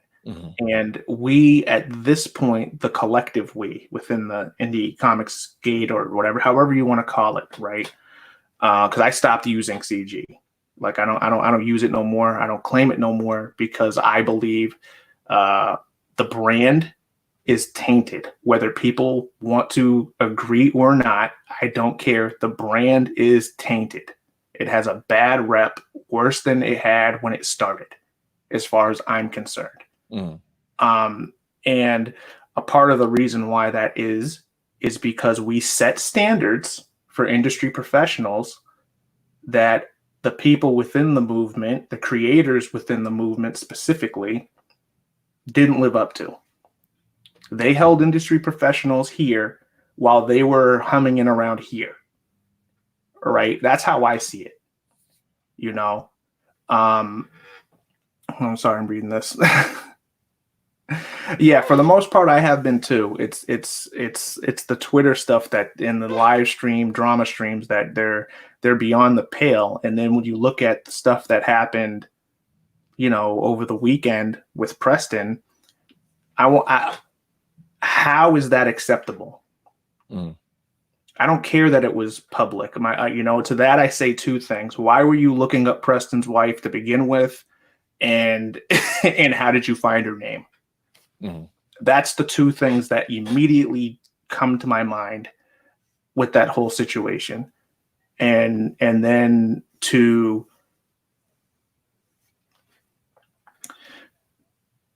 after seeing Preston, and again, you heard me earlier, I'm not even really a fan of Preston. All right.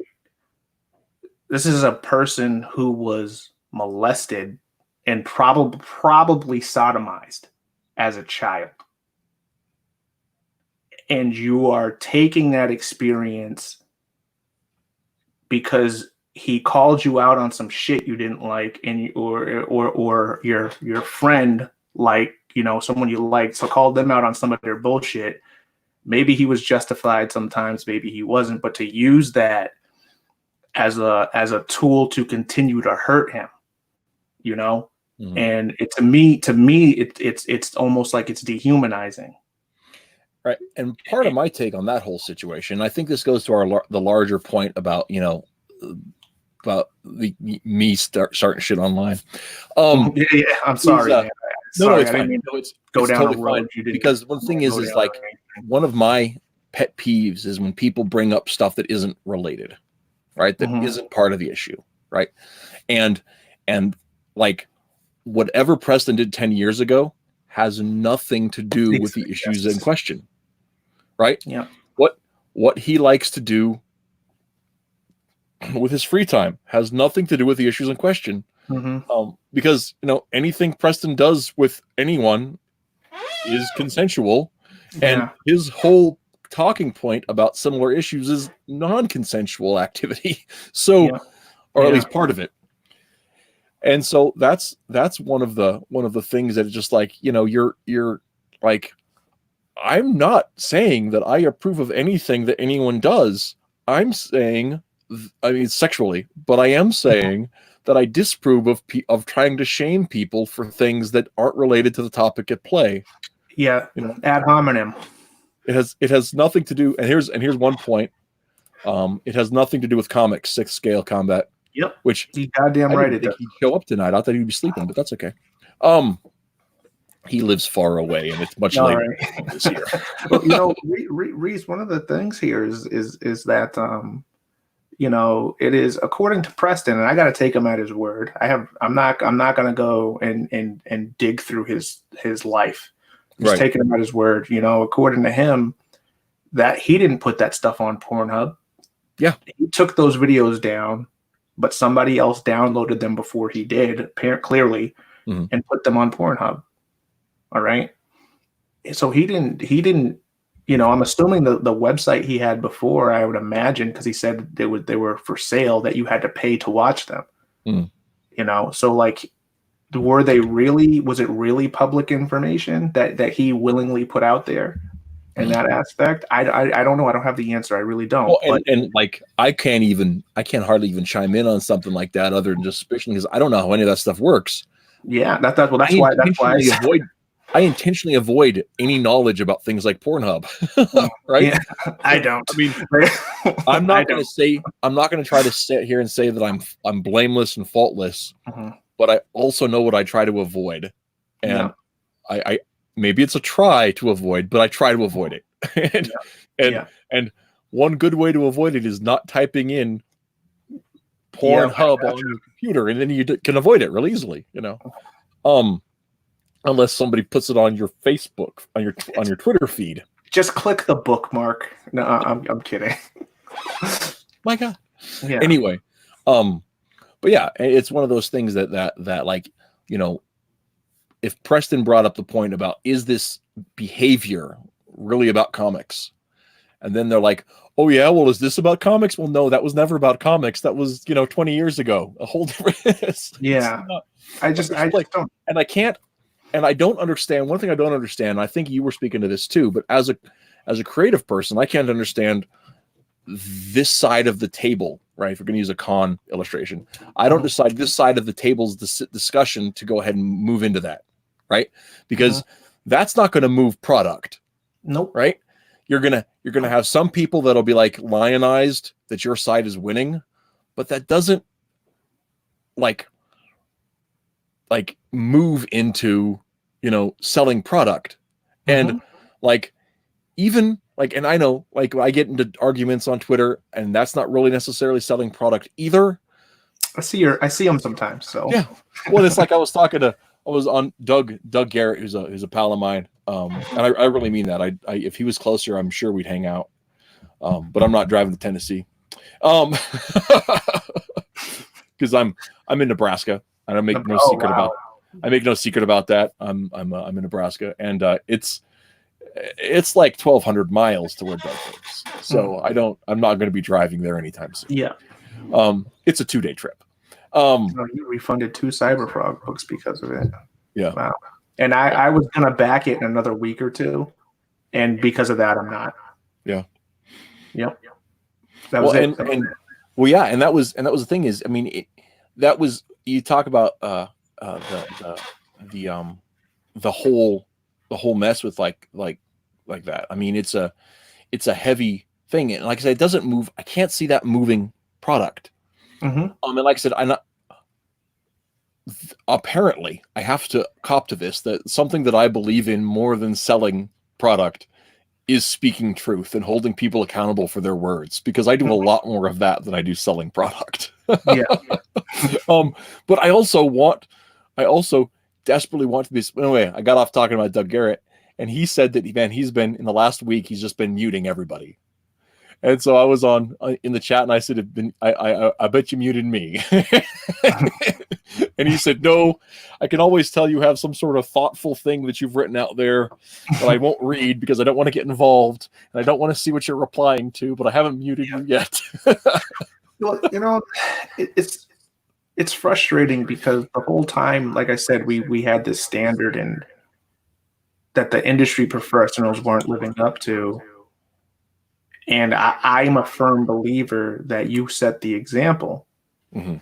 And that's not what I'm seeing. What I am seeing is the bar set so low, and there's always a built-in excuse to excuse the shitty behavior. And I just don't have the time or the patience for it anymore. You're not getting my money. Sorry. That's all that seems to really matter. You don't care that your book got 1,200 less backers. It made more money. That's all that matters. Well, add that add those additional 1,200 sales, you would have had even more. And it's like, what are we doing? Are we trying to show the industry professionals who, to be fair, did treat a lot of the people in CG like trash and did try to destroy their character? How do you prove them that how do you prove to them that your course of action was better when you're acting just as bad and in some cases worse than they were?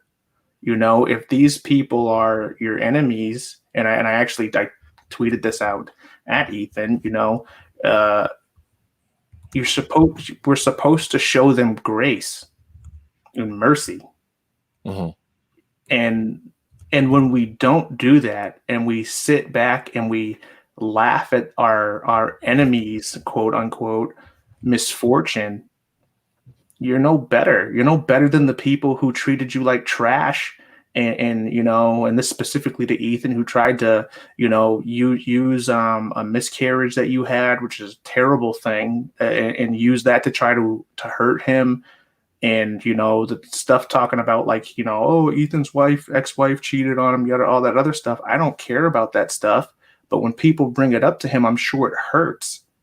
So how do you show your enemies and your critics that you are somehow on a better path and a better road and more compassionate than they are, if when you see them fall, you kick them?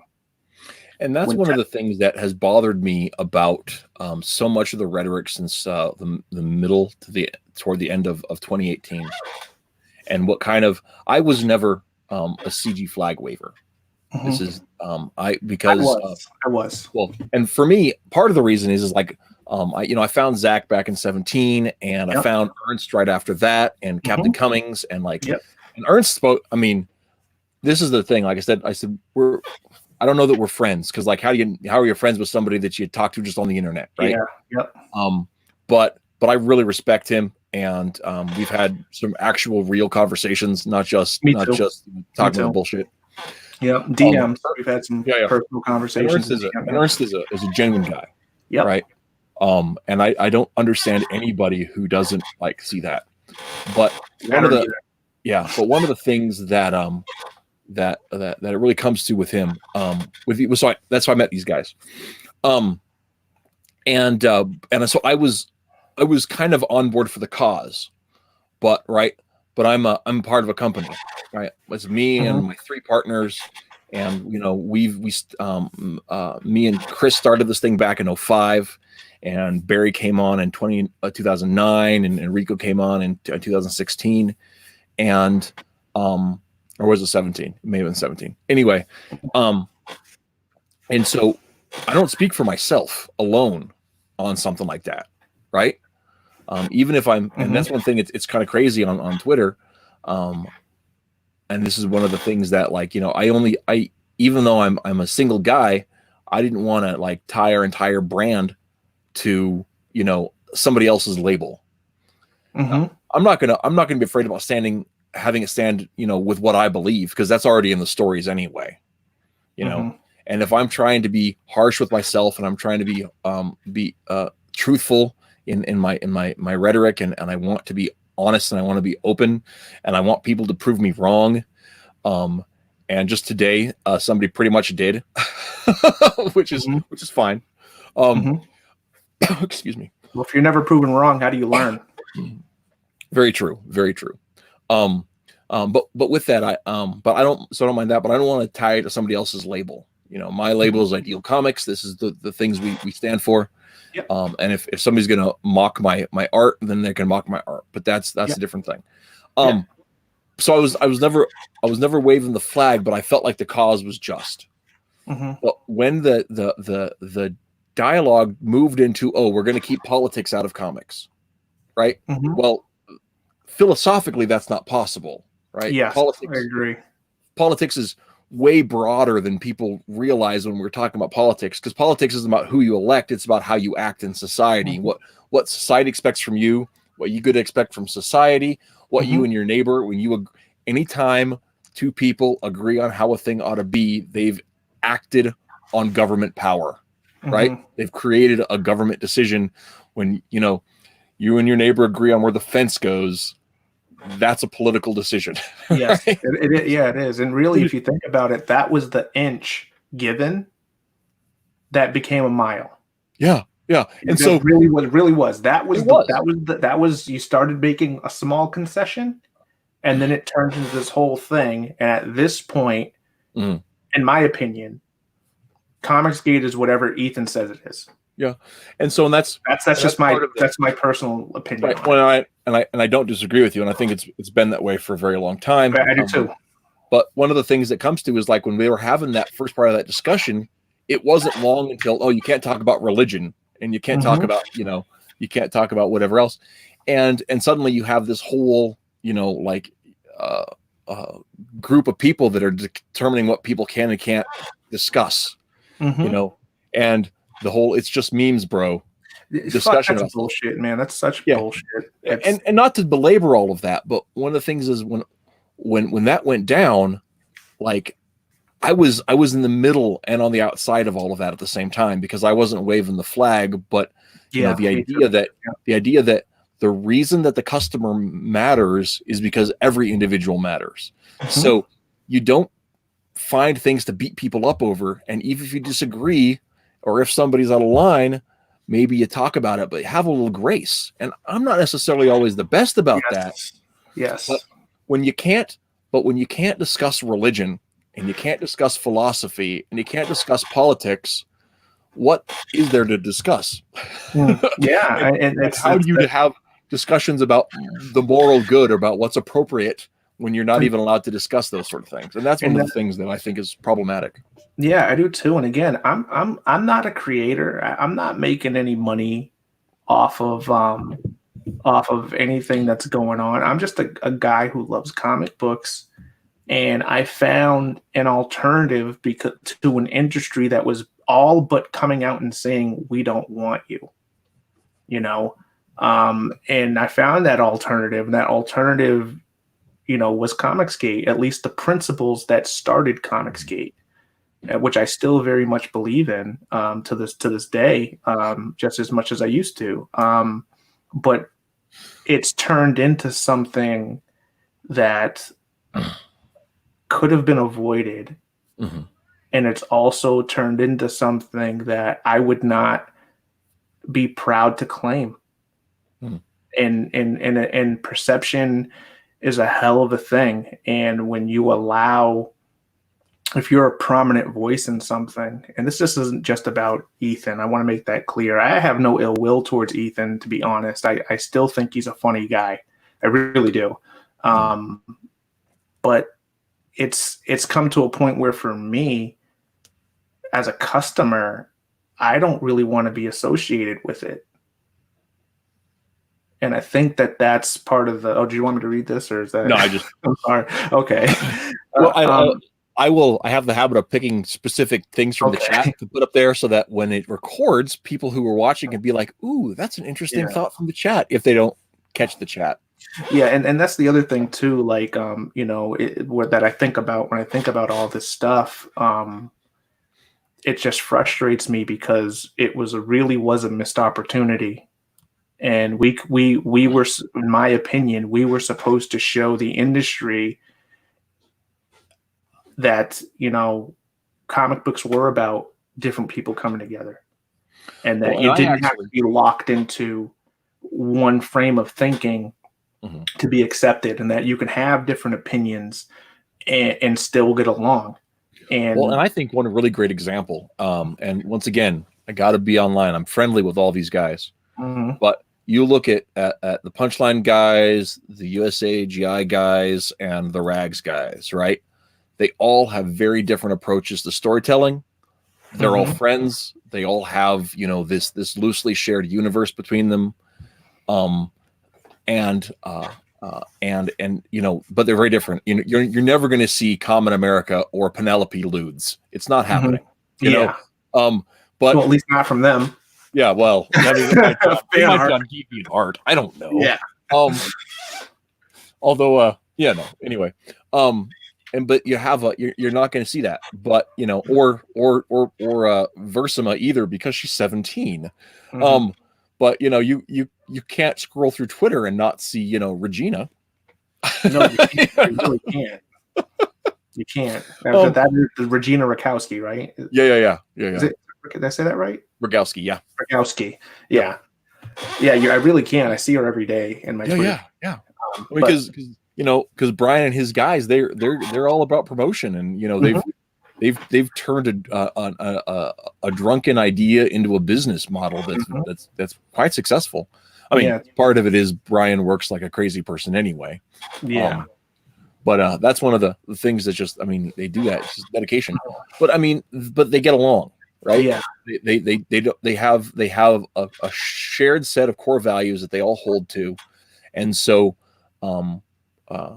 that becomes a thing. And and so they're able to work together and to promote each other's product and that's just part of the magic. And I think that could have been, and for a time, and I think in some ways it is still widespread. You look at the Sixth in the chat.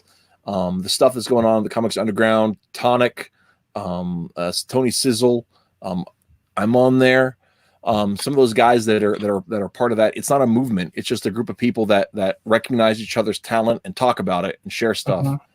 And you have a lot of that natural going into it. And it's some of the same energy that was there in 2018.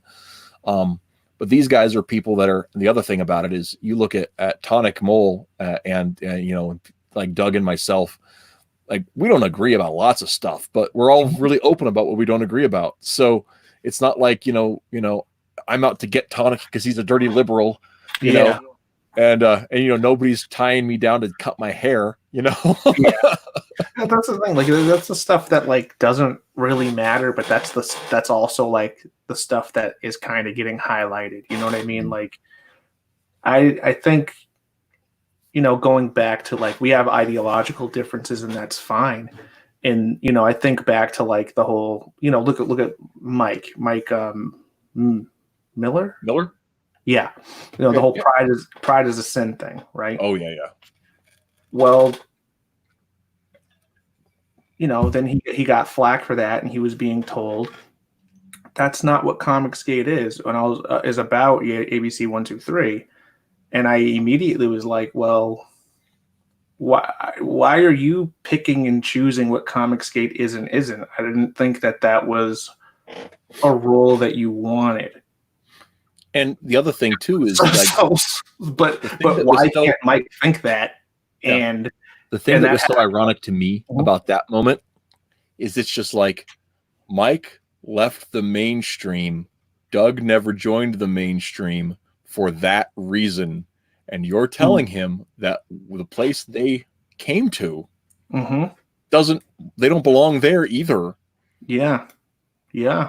And but Doug hasn't changed his opinion in 30 years. Doug's a very public guy. Nobody doesn't know what Doug thinks about gay marriage. Nobody. Yeah.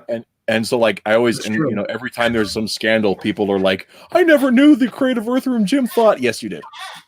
You're lying. Yeah. So it's just weird. We have these random rules that quite clearly don't apply to everybody. Or they clearly do not apply to everyone. And as soon as someone's caught up saying something scandalous, particularly if they're a member of War Campaign, it's just memes. It's just memes, bro. And it's like, is it just memes? It's been 3 years, bro. And you're telling me it's just memes. You're literally, from what I can tell, I would define harassing people, not just the direct individual, but the people's direct family members, spouses, and stuff like that. And like bringing them into this kind of stuff, and it has nothing like how is any of this growing the comic book industry or bringing in new fans? How is any of this doing that? It's not. Look, I went to college. I graduate college this August, and a big part of, I'm a communications major, so a big part of the stuff that I studied is marketing and public relations and stuff like that, right? I'm telling you from stuff I've learned in school and having helped run a successful PR campaign for a school play, the brand Comicsgate has a fucking problem. Mm-hmm. It has and a that's actually huge problem. Yeah. Well, that actually is an interesting thing to look on, because I want to go back to the Allegiance, their scheme, right? And I do apologize if this isn't something you really want to talk about. No. Well, this actually, okay. So I mean, it's this whole topic we've been going on about now for. I'm sorry if that wasn't your intention. It wasn't my intention either. Here's part of why. Okay, so I had Vicky before we went live. Vicky got here, and I said, okay, I don't want to talk about the drama. And she said, I don't either, and that was fine. And so we really didn't get on that when she was on very much.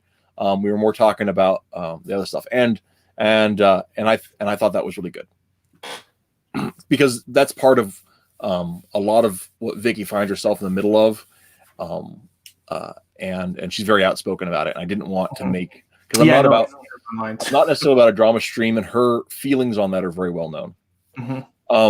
But one of the things that have with you coming on and being the primary guest in this part is that you, as a customer, this is a huge deal to you. Yeah, it is, and really, that's not something that even and I haven't followed you like, we think we follow each other, but I haven't followed like you really extensively. Where like I said, I like to keep out of it, and I was like, that's fine. But like this affects your experience as a customer, right? It does, absolutely, 100% does.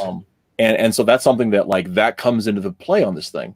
But one of the things that I really want to key in on, we're getting close to being up to time here. So I want to end up with one quick topic on here. One of the things that comes to thing is like it's not bringing in new customers, right? And whether you call it CG or not, is a lot of not new customering going on. Yeah, I think that the Common America and the Earthworm Jim campaigns have both demonstrated. Sorry, the metal in the chat. I saw that. The metal is like. Yeah, I saw that. So I will tell a thing here. The metal is he's a comic creator. He does a web comic called Deus Ex Dynamos Chaos, and it's hilarious. It's a martial arts like comedy. It's not strictly a comedy. It's just funny. It's I don't even know how to describe it, but it's great. But the anyway, hang on a second, my brain got all skipped in my head. But one of the things is I think that the Earthworm Jim campaign and the Common America campaign have demonstrated that there are ways of bringing in new readers to that little niche by doing some smart marketing and producing excellent products. Yep. But a lot of those readers are not people who don't already buy comics on Kickstarter, right? And so one of the factors I think it comes to is that we need to find some better way of getting comics to people, right? And one of the things I was most when I heard about the Allegiance Arts thing, even though I hadn't gotten Red Rooster, this was back in during the campaign. Mitch announced that he was going to start a company, and a lot of people didn't notice that happened. So a lot of people were like, "When was this announced?" Way back then. Yeah, you know, when Patrick, when he brought his college roommate Patrick Giles on to be a creative director, he mentioned that during the campaign, and a lot of people didn't notice it. I noticed it, but a lot of people didn't. So I heard a lot of people saying, "Who is this guy?" He's a known entity within Mitch's world. So you know that I don't mind. Up until probably August, maybe September, maybe even October of this year, I knew this was going on. Actually, it was when he launched the I'll tell you what it was. It was when he launched the Futurist, that 3-book thing. Yeah. When he was like 2 or 3 weeks into that campaign, he announced the Walmart deal. Not that it was Walmart, but that something was going in. Yeah. And it was about that moment where I lost all hope. Right? Because I was geared up for Red Rooster. I love Golden Age comics. Like my favorite, other than Chuck Dixon, my favorite DC creators are Roy Thomas, his All-Star Squadron stuff. You'll love it. And James Robinson's Starman, right? Absolutely loved Starman. Like so between like our comic universe that we create, we have a complex history that goes back to the beginning of time, and the superhero era kicks off with a golden age, and it's a huge thing, and I just love that whole story piece. So when I heard about Ruler's Golden Age, I was all on board, and him talking about it, I was like, this is where I want my money, right? And I kept, where's the book? Well, maybe it's late. Where's the book? By the way, same. I was in the same boat as you. Oh, man. So when I found out about the deal in stores, I was like, I knew. I just knew. I began to suspect. I didn't know. But the pit of my heart, that knowledge that isn't quite knowledge. I was like, he's trying to sell new books that aren't ready yet. Haven't gotten Red Rooster. I'm not getting it until after it's on the shelf. Mm-hmm. They did me dirty. Yeah, that's how I feel. I was just like, because starting a company, like I said, you could have already gotten it there. And so then I've just been low key mad about it since then. And I'm an angry person, so it doesn't take much to get me angry about stuff, right? I mean, that's I'm not low key mad. I'm high key mad about Red Rooster. No, I'm high key fucking mad. Yeah, I can't afford to be high key mad because I could break laws and hurt people. Yeah, but I don't go into a rage or anything like that. It's just fuck, bro. Like I said, I'm an angry person. So anyway, which is why, anyway, I to deal with Twitter, I have to turn off my emotions altogether. And I'm pretty good at compartmentalizing, but yeah, I don't let myself get as mad as I could. But anyway, with the whole deal, I tell you, man, I was just mad about it. So then but the deal, right? The idea about the comics in the Walmarts, man, I want to believe in that, right? I want to believe in that. So I was like, maybe I'll check out Futurists. I'm still mad at Mitch, but maybe I'll check out Futurists. Maybe I'll check out Bass Reeves. Because I love Westerns and I love history stuff. So Bass Reeves looks like a good fit for me. Maybe I'll look at it. And at our Walmart, it took me 2 weeks to find where they'd stuck the little thingy, right? Because they put it in the electronics section, not the book section. Yeah, it's right next to the electronics section in mine. It's in the toy section, really. See, and really that's not a bad fit, except that it's $5, which is just above impulse buy, right? And they don't have cover stock. Yeah. The covers are the exact same paper as the interior, and I'm not buying a dollar ash can from some guy at a mini con at a local mall. Right? No, we do. I mean, that's one of the things we sell. We sell little ash can comics at conventions and stuff, but we use a heavier stock paper for the covers than the interiors because 8 to 12 pages turns better when it's a slightly heavier paper. Like Baxter board? Not even that heavy. Baxter paper, whatever it is. Not even that heavy. I like Baxter. So yeah. I'll use we'll usually use 28-pound interior, just the cheapest photocopy paper for the interiors because they're just black and white normally anyway. Yeah. And then we'll use a 60 or an 80-pound on the outside. So it's So it's really, I mean, and you know, we sell them for $1. You know, they cost us about 25 cents to print them each. So you know, we're making a little bit of money. Yeah. We don't sell enough to make a lot of money because people are like, "What's an Ash?" I live in a small town, so people are like, "What's an Ashcan comic?" Why are Isn't that what Nebraska is? Just a bunch of small towns. Yeah, So I live in Scottsbluff is the largest city in the Panhandle of Nebraska. Right? Mhm. There's 25,000 people in my town.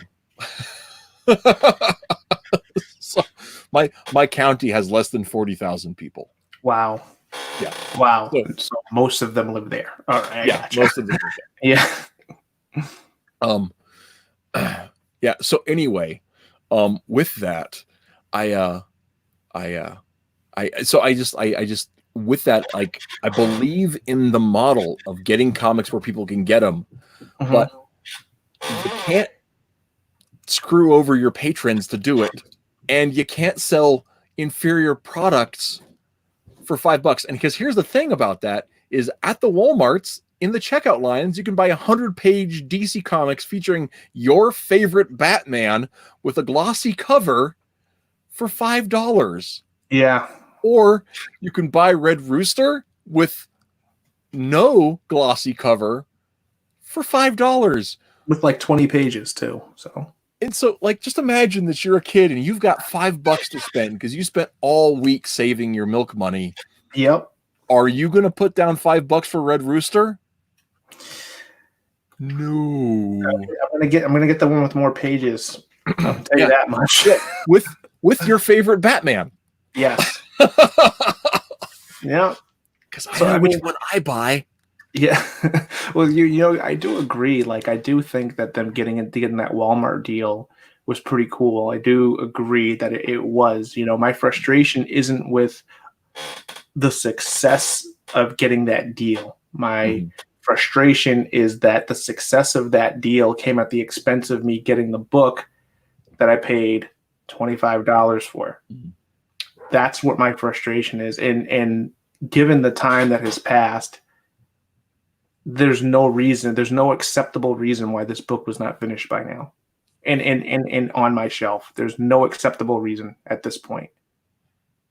And regardless of how much I end up liking the completed version that I eventually will get, pretty good chance I'm not backing Red Rooster 2 if he ever even makes one. Yeah. And that's part of the thing is, I mean, just my problem, and it's one of those things too where, you know, I almost don't want to talk about it because it's been such a sticky mess, but do it. Like Alterna, right? No, I mean, like Alterna Comics, I'm a big fan of the products that they sell, and I love their price point, and I think that it's a really great thing. And there's been some mess in the last 6 months in their house, right? And it's gotten to the point, and I don't want to get into it. No, I don't feel like I can support going forward. But one of the things that I think is the biggest mistakes that we're having here, and I'm not going to say it's just with leaving Diamond, but because I don't think that's necessarily a mistake, because I think more competition is better. But you're in a situation where that model could work really, really well, but I don't think it's long-term going to, and I don't know that company is going to be here in 5 years, because I think there's some politics that is going to cause them significant problems the next 18 months. And you're looking at because one of the things I really think that this is as a creator, this is what I believe, if we're going to make comics something in America, like they are in Japan, like they are in Belgium, like they are in Italy, right? Which is possible. Regardless of what people think, it's possible. It's absolutely possible, but you got to get new readers. Yep. And you got to get product in people's hands. If I'm the average age of the readers, there's a problem. Well, and you're young for an average comic reader, man. Yeah, I know. So I think the average age is 35 to 40 is the average age. Yep. And so what you need is you got to get it kids, and that means it has to be impulse buy. And comics for kids, because there needs to be comics for kids, comics for preteens, comics for teens, comics for adults. DC and Marvel moved to making all comics for adults back in the 90s, right? And then DC has tried like doing DC Kids and some other stuff like that too, but their price points are too high, and they didn't. And at the same time they were trying the DC Kids line, they were moving out away from the newsstand. They're moving away from where kids are going to find them. They weren't selling them at toy stores. They weren't selling them at Walmarts. They were selling them just to comic shops. So they're only selling comics to kids whose parents already bought comics. Yep. Right. Which that's why my kids read comics, but I'm not normal because I've been obsessed with this medium since I was 11. So obviously my kids read comics. Yeah. I've spent most of my adult life making them in one form or another. But yeah. And yes, Neosar says in the chat, says that Psycho KO and Gods and Gears are two of my favorite alternative books. Psycho KO is excellent. Gods and Gears is okay. I haven't read issue 3 yet. 1 and 2 were okay. A lot of good high concept stuff, but I want a little more meat to it. Scrimshaw is amazing. The 12 was really, really good. Loved Midnight Mystery so much, both series. Tinseltown's great. I love alternative stuff. Yeah. So I like alternative too. I can't get it in my store anymore though. My store, they're like, I'm not paying a second shipping cost. I won't make, and I'm the only one. Wow. I think I'm the only one that was buying alternate every month in my town. Wow. So they started their own distribution, right? Isn't that what he did? Is it? Yep. But that's just like he just. I'm just like, you probably don't want to pay, and she's like, no, I'm not going to do a it's a bold move, Cotton. But I'm actually glad. I'm actually really glad he did, because I don't like monopolies. I'm not a. I don't believe in them. And Diamond has had a monopoly for far too long. Yeah. Well, and the thing is now the monopoly system, which, people, I got a disagreement with a buddy of mine pretty heavily that it's like they're not a true monopoly. And I'm like, okay, maybe not, but they may as well be. Because you own more than 50% of it. Still go through Diamond to get their stuff. So you got CDBS. They go through them. Midtown goes through them. And now Midtown and CDBS are going direct. I mean, Image and DC are going direct through them, and Diamond. So I mean, people are going to have some choices with all of that, and Diamond's got to compete with themselves, which is an interesting little place to be in. Yeah. In a real way, not in a. Anyway, I don't want to get into that. It's all good. It's all good. That's. I wish Peter nothing but the best of luck with his distribution. I said it to be funny, but I actually meant it when I said it was a bold move. I applaud the balls to do that, because this is, especially with everything going on, that's not a move a lot of people would make. Yeah, one of the things that's really frustrating to sit and watch is that he pulled the trigger on that, and then 3 weeks later, this whole COVID thing exploded. Yep. So that's going to shake up a lot of stuff too, because several of the people that were shops are already ordering direct from him, they may not open again. Yep. So that's a real danger. More than 40% of all small businesses will not reopen. Yeah. Yeah. So that's more than 40%. And comic book stores are small businesses. Yep, every single, except for Midtown, Mile High, Yeah. And some of those guys have actually stayed open through, and like Lone Star in Texas, they do pretty good numbers of this long distance orders. So I think they'd actually stayed open through the thing, just doing mail order. Midtown did, I know. And so, but that's one of those things where like, I dig the newsprint. I dig the low price point. I think that's a really good move, but it's by itself, it isn't enough, because we're still not getting new readers hooked on it. Yep. And things like the Alternaween and things like that are good starts, but it's one of the things is, you give a kid a free comic and he's like, oh, this is interesting, I'd like to read the next part of it. He's still not going to walk down to his local comic shop to get one. Yeah. Comic shops are a barrier to young readers. They always have been, and they always will be, because people that want to run comic shops look like me. Yeah. And that's unless you grew up with this is scary. Yeah. And that goes back to what I was talking about, the individual floppies. I mean, my Barnes and Nobles, I'm gonna tell you right now, the comic book section at my Barnes and Nobles, it's all trades, It was huge. It took up an entire section, one whole side, a little bit around the corner, and the manga section was about 2 little portions of the shelf.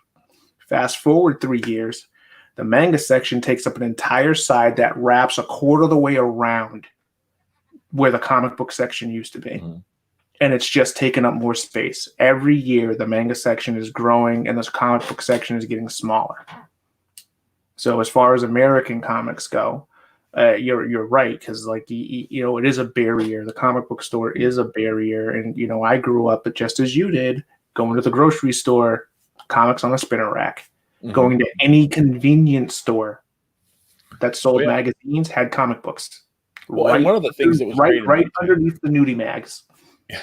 There was nudie mags, and then there were the comic books. It wasn't that way in my town. Nebraska's got some laws about that.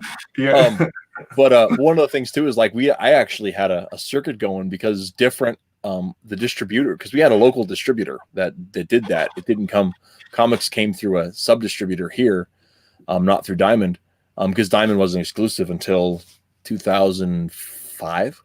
And so, yeah, a lot of the death in the industry has happened fairly recently, which is one of the things that, there was,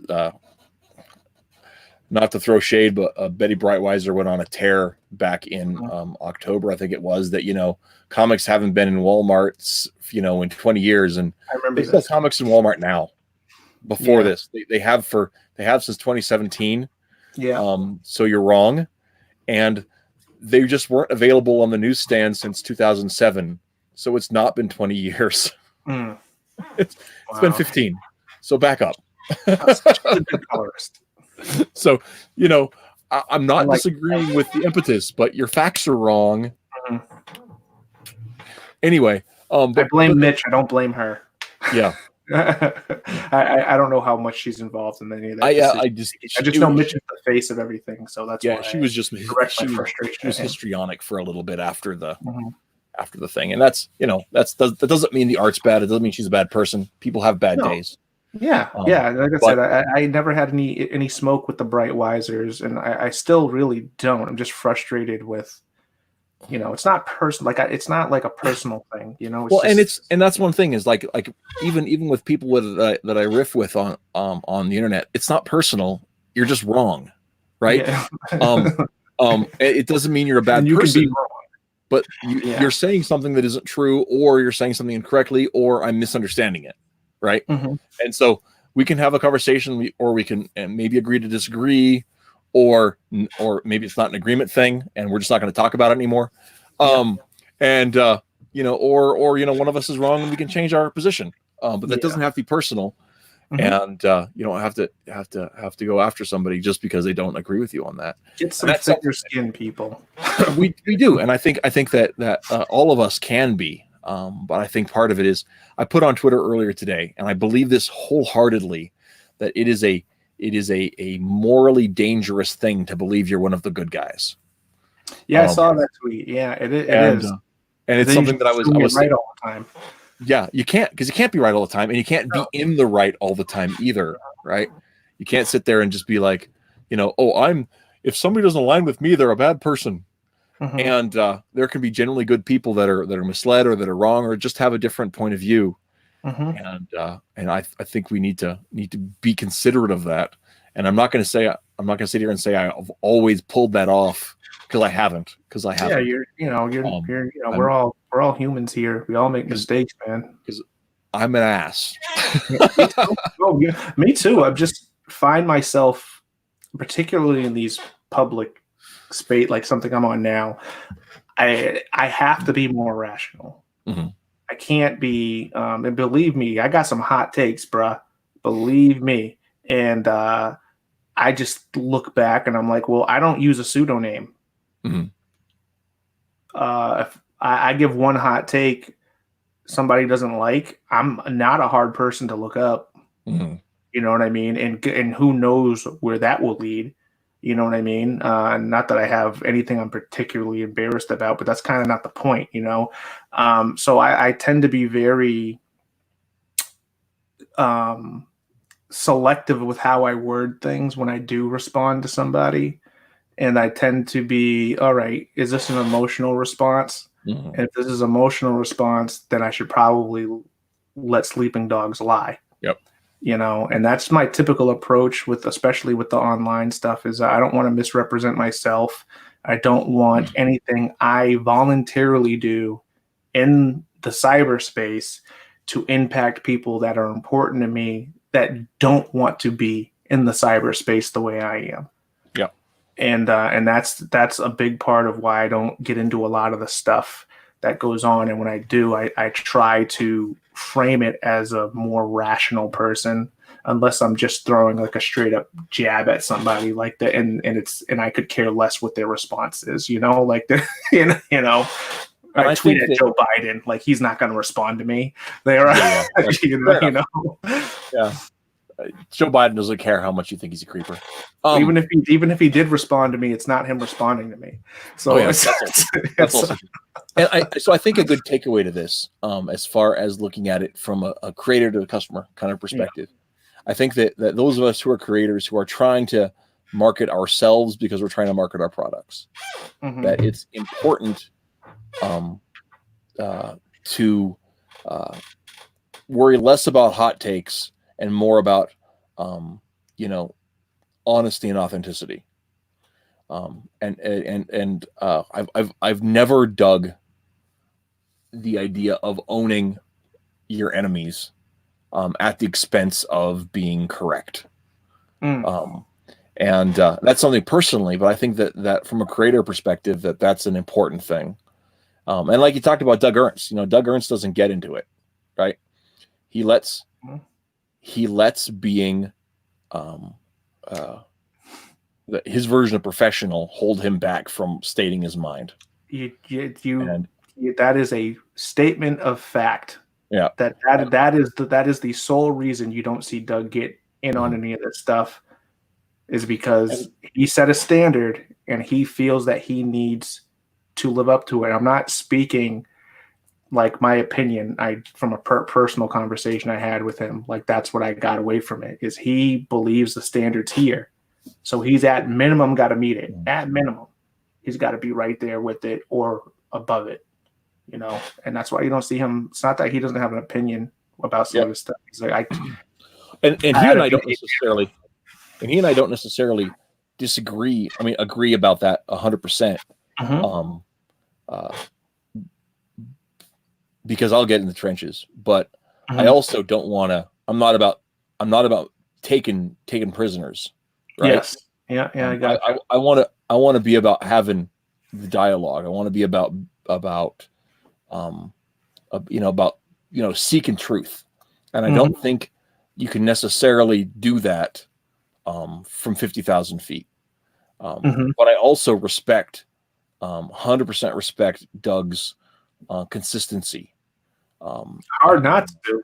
Yeah, I mean, because it is because like I said, if we as creators need to be genuine and authentic and honest, you're not going to get somebody who's more genuine, authentic, and honest than Doug. Nope. Right. I don't see it. And I think that's and so for my position, whenever I open my mouth, I run the chance of violating one of those three tenets. Right. But Doug is more prudent than I am, and I'll never. That's just not change. So, well, it makes it. Like I said earlier, it makes me. Why would I not buy a product from Doug? Yeah. Provided it's something that I'm interested in. But I mean, he's done. To me, he is the standard of professionalism that CG was looking for. Yeah. Well, one of the great things too is he's not just the standard of professionalism in terms of customer service. And because, I mean, he's also the standard of professionalism in terms of quality. Yes, right? Without fucking question. Because his stuff is so. I mean, I didn't get on talking about this before, but like, I honestly think I don't think that Doug's book is just the best book in the last 2 years in, Comicsgate or whatever.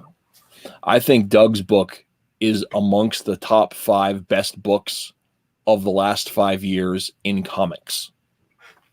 Right? I can't 100% agree because I haven't finished it. Mm-hmm.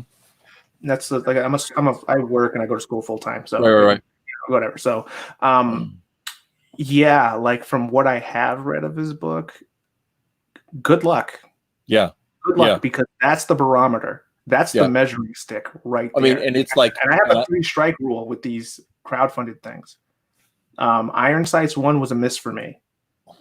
Jawbreakers was okay, and I said, Zach, you got 2. Jawbreakers was better than Iron Sights, and I was like, you got 2 strikes left, and but to me, Zach has gotten better with each book. So, but that is typically how I feel about this. Like if I get one of your crowdfunded books and I'm not feeling it, probably not getting the next one. But I'm going to give you 3 opportunities, provided I'm interested, right? Before I'm like, you're just not really my style. Like I don't like Bendis, so I don't read Bendis. Yeah. Yeah, I have a. It's that simple. I don't like Bendis. I don't read him. And I don't mean personally. I mean just what he did with Spider-Man, not Spider-Man. Oh my God, his Ultimate Spider-Man stuff. I liked. I'm sorry. Say that again. The Iron Man stuff. Yeah, I didn't like his Iron Man stuff. I did not like his Iron Man stuff. I didn't like that. I don't know why I said Spider-Man. Anyways, that's Dan Slott for like ever. They had 10 years or whatever. But another one, I didn't like Dan Slott's. He had some good stuff with his Iron Man run, but after One More Day, like I'm good with Dan Slott. And I know I sound like a cliche, but seriously, after One More Day, I'm good, bro. Well, Dan. You take the heart of the Marvel universe and you convince him to do a deal with the devil. And what do you think is going to happen? I mean, that was something that Doug said on a stream once, and I was just like, "Yep, good point." I actually think that they lost Spider-Man before that. I don't think they ever recovered after the Clone War. After the Clone Saga. That is a fair argument, and then they brought it back. Like here's part of why.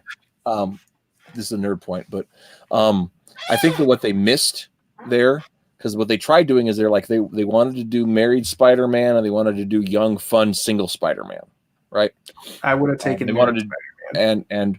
What I think what their missed opportunity was realizing, because they didn't have any entry-level books, and they should have sent Peter and Mary Jane to go live on Long Island and raise their baby in the suburbs and have fun little family-friendly adventures. So you could have the little spider family, and he fights, low-key villains, and he does all that kind of fun stuff.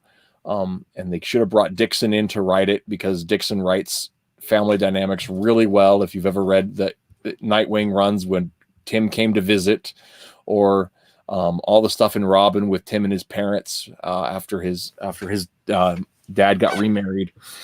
And he would have been a perfect fit to do that, a story like that would have been dealt with a young family trying to figure things out, all that kind of stuff.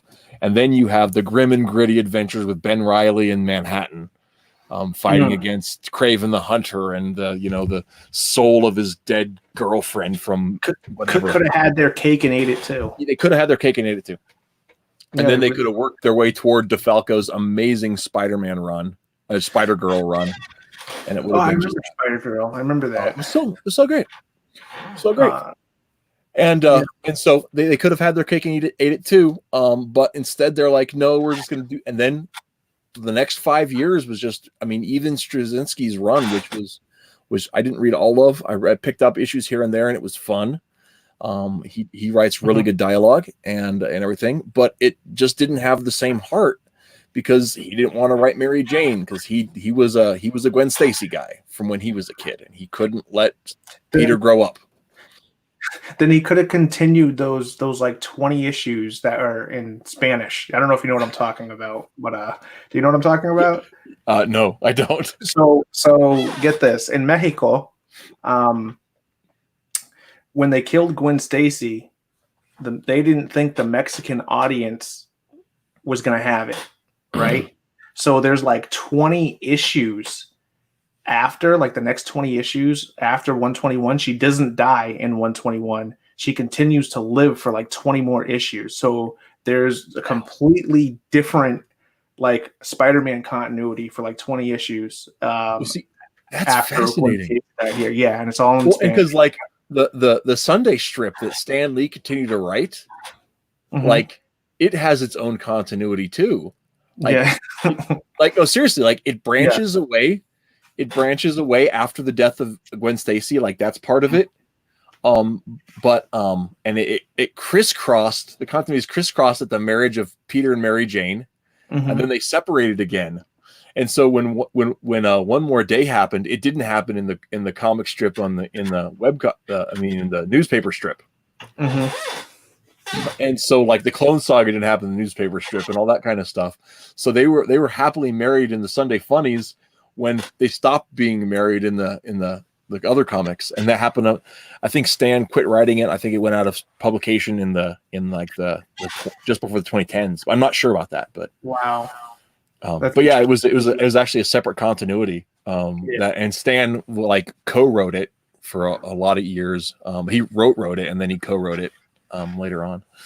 But yeah, I thought that's a little interesting fun fact. But yeah, I didn't know about the Mexican one. That's it's like 20 issues, I think. I could be wrong on that, but it's definitely more than a couple issues. She's still alive.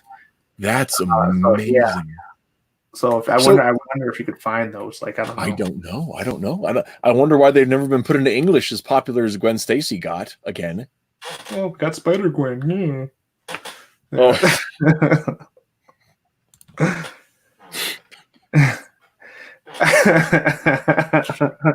Leave my people alone, all right?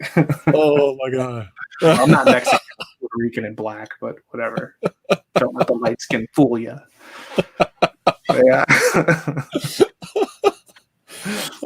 I also really liked the Scarlet Spider, Ben Riley's Scarlet Spider. His costume designed by Tom Lyle. That's like my second or third favorite Spider-Man costume. Yeah, that is my favorite one. And the crazy thing, and I did not know this at the time, Tom Lyle, the guy who created that costume, was the writer that was the artist that was doing Robin when I started reading it. Oh yeah. Chuck Dixon. Guy? Yeah, Chuck Dixon and Tom Lyle did the 3 Robin miniseries. Well, the first 2, and I think he did the first couple issues of the third one before Robin got a solo series and Dixon wrote all of that. And so when I first got into comics, it was part of what got me hooked was that Robin miniseries, and I was like, ooh, hey. You were saying that, and I was rereading that comment. I thought you were going to say a part of what got me hooked into comics was Gwen Stacy's huge ass. I thought that's what you were going to say because I was rereading that comic. No, like Tim Drake Robin was like, it's weird to say, but he's like my spirit animal, right? Because he's like, he figured out Batman's secret identity, and I love mysteries. I love that whole detective thing, and he was a hardcore detective, but he was also like a stone cold 1990s nerd, and so I was just like, he's writing about me. Yeah, and so do you like Tim Drake the most? Oh, I love Tim Drake. Yeah. I love Tim Drake, and that's one of the biggest things about like. The DC universe really did dirty by Tim Drake, leading up to the New 52 and after, and they kind of started bringing him back around again. I can't remember the dude's name, but he was writing Detective Comics. And then I was a big Young Justice fan, Peter David's Young Justice, and so Superboy and Impulse and those guys are just like my boys. And then Bendis ruined them. Like hardcore. Did big surprise? Did Impulse started an Image, right? No, No, he was he came out of Mark Waid's run on Flash, actually. Okay, I don't know why. I remember seeing his book in the store when I was a kid, but I don't remember it seeing a DC logo. That's why I mean that, like, I don't remember seeing a DC logo. I just remember being like, "Who the fuck is Impulse?" Like that's what I remember. Yeah, and didn't know till years later that he was a Barry Flash. Allen's grandson from the future. Yes, I didn't know that till a few years later. Yeah. So. Yeah, and I could get into a whole speech about. I was like a diehard DC guy for a long time, and so I could spend a long time going on about the minutiae of the DC universe and like my favorite. Like I've studied the continuities, and like my favorite version of the continuity is like the post-crisis DC universe, where they took all of their history and made, and some writers did a really good job of making like a single connected continuity. And I used to write articles for the Fanzine, the DC Comics online fan magazine. In fact, in a couple of weeks, I think my old editor, Mike's going to be on the show. Well, you just mentioned another barrier of entry. Mm-hmm. Continuity. Mm-hmm. Yeah. Bit of an issue, especially when you establish something and that is within the social zeitgeist. That's what everyone knows, and then you have somebody like Michael Bendis or Dan Slott, and they just come in and do their own thing with it. and that's one thing that Stan used to talk about is the illusion of change, right? You got to make sure you keep some level of the status quo so that when people, if they miss it or if they come back, they can find their place really well. And that's one of the elements that you have to have in there. And that's one of the things that when we came up with our universe, we wanted to avoid that whole trap of the continuity accordion. And so we actually set all of our stuff on a fixed timeline, which is the same thing. Like Judge Dredd? I'm not really familiar enough with Judge Dredd, but Judge Dredd, Judge Dredd, it's the timeline has never reset or anything. Yeah. So like he's aged with forever many years he's been out. That's how many years he's aged. But then they did something where he somehow got some of his youth back. Well, with something like that. But not quite. We did more along the lines of James Robinson and Starman. So I don't know if you've read the Starman series. I have not. Starman is part of the main DC continuity, but it has a fixed point at about 1995. And so it's told in nearly real time, maybe it's 94. And everything before that is set in a real time, right? So the 1940s happened in the 50s and they set up their timeline. And then when Jack Knight becomes Starman in 94 and 95, he's in that role until the year 2000. Okay. And then and the book actually wrapped publication in the early part of 2003. But all of those events happened in that 5 or 6 years. And so the Grand Guignol, the last storyline, or the second to last storyline, it's fixed in that time period. So when you're reading the end of the story in 2003, you're actually reading of events that happened in 2000. Okay. And so with that, what we've done with our stories is that like our main web comic that we've done for a really long time, since 2006, it started in the fall of 2004 and it will end in the spring of 2006, even though we've been telling that story in chunks since 2006. Okay.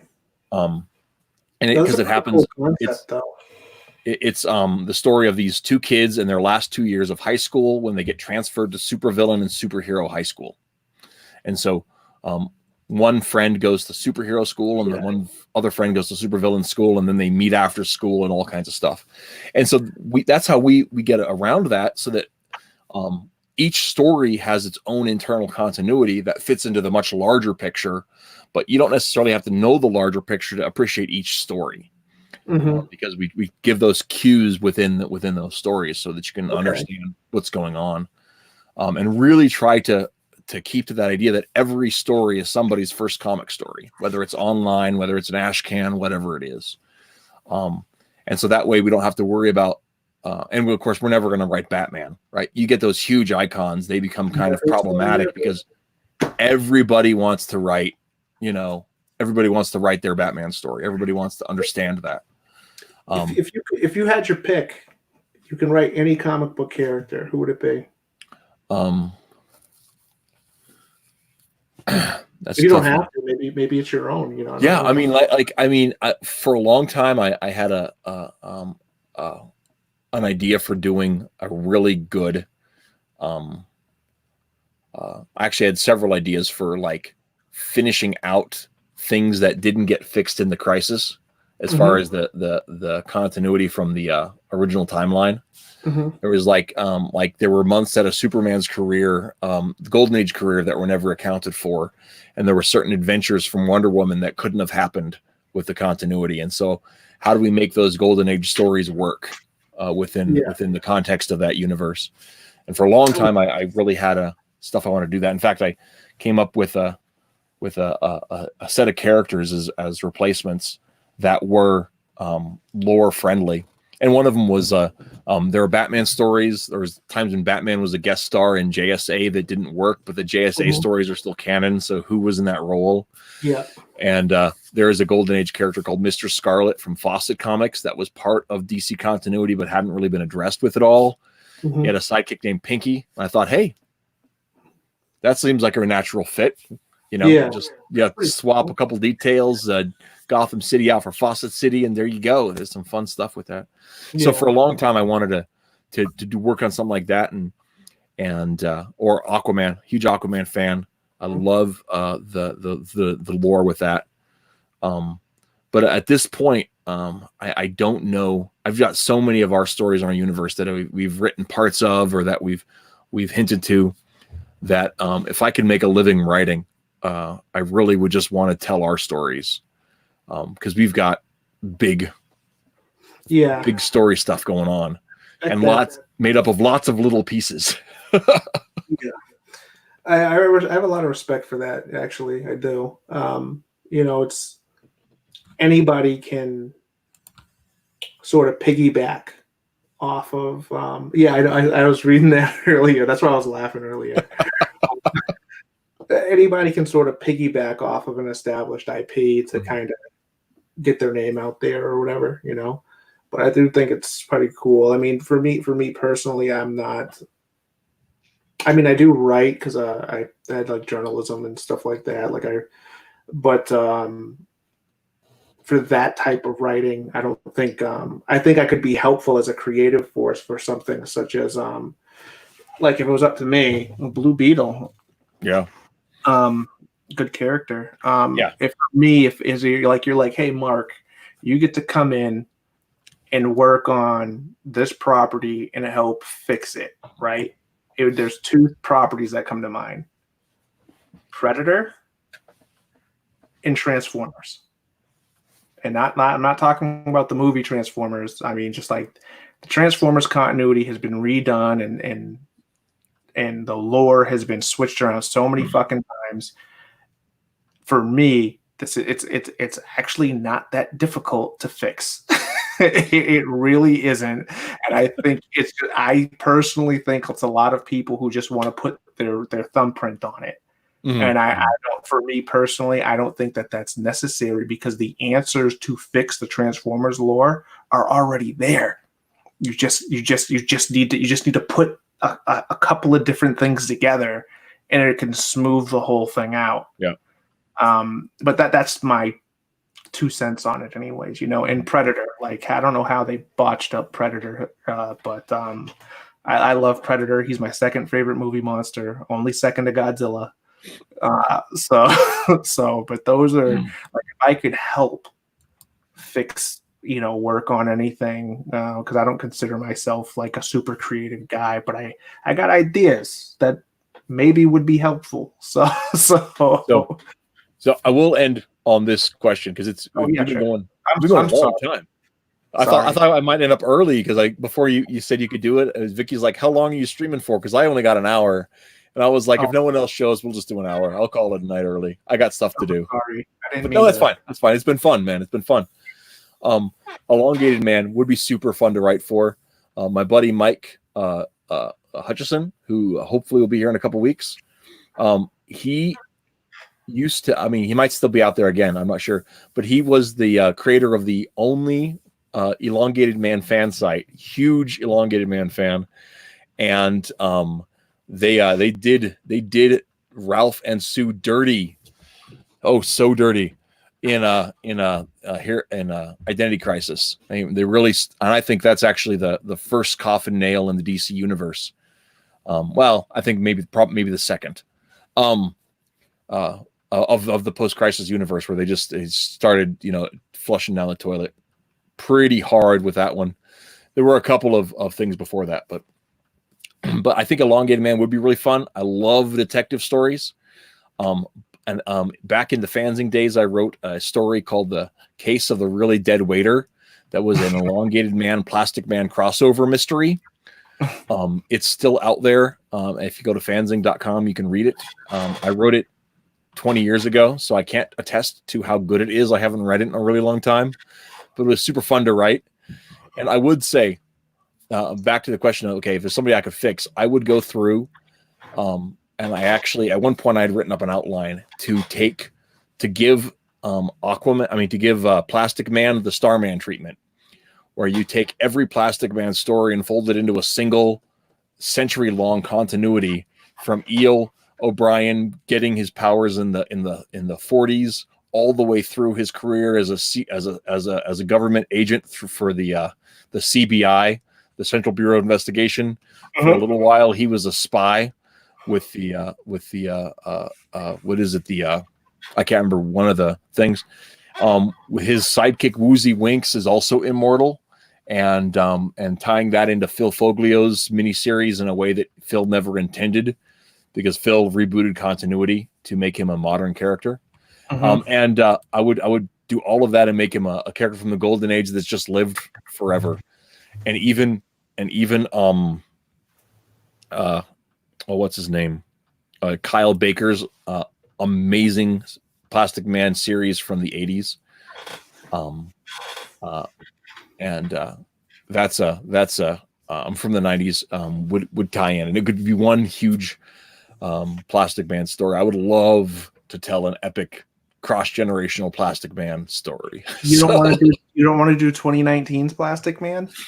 Well, he's alive. Oh no, okay. No, I would ignore that one entirely. No, all right. That was okay. So I read the first issue and I was like, I read the second issue and I was like, that's garbage. I went back to my comic shop and I was like, can I sell these back to you for half credit? And she was like, I'll just take them. I'll just take them off your hands. We'll swap them out for something else. Because she can combine them as a 4-pack, as a miniseries, and sell them online. But that's not a bad smart idea is what I'm getting at. Yeah, but I was just like, it was trash. Yeah. Well, I just wanted to tell you, thanks for having me on. I didn't mean to, if this was not the type of conversation you were aiming for, I'm sorry. It wasn't, actually, because we ended up going an extra hour, we got all of the stuff I wanted to talk about out. Okay. All right.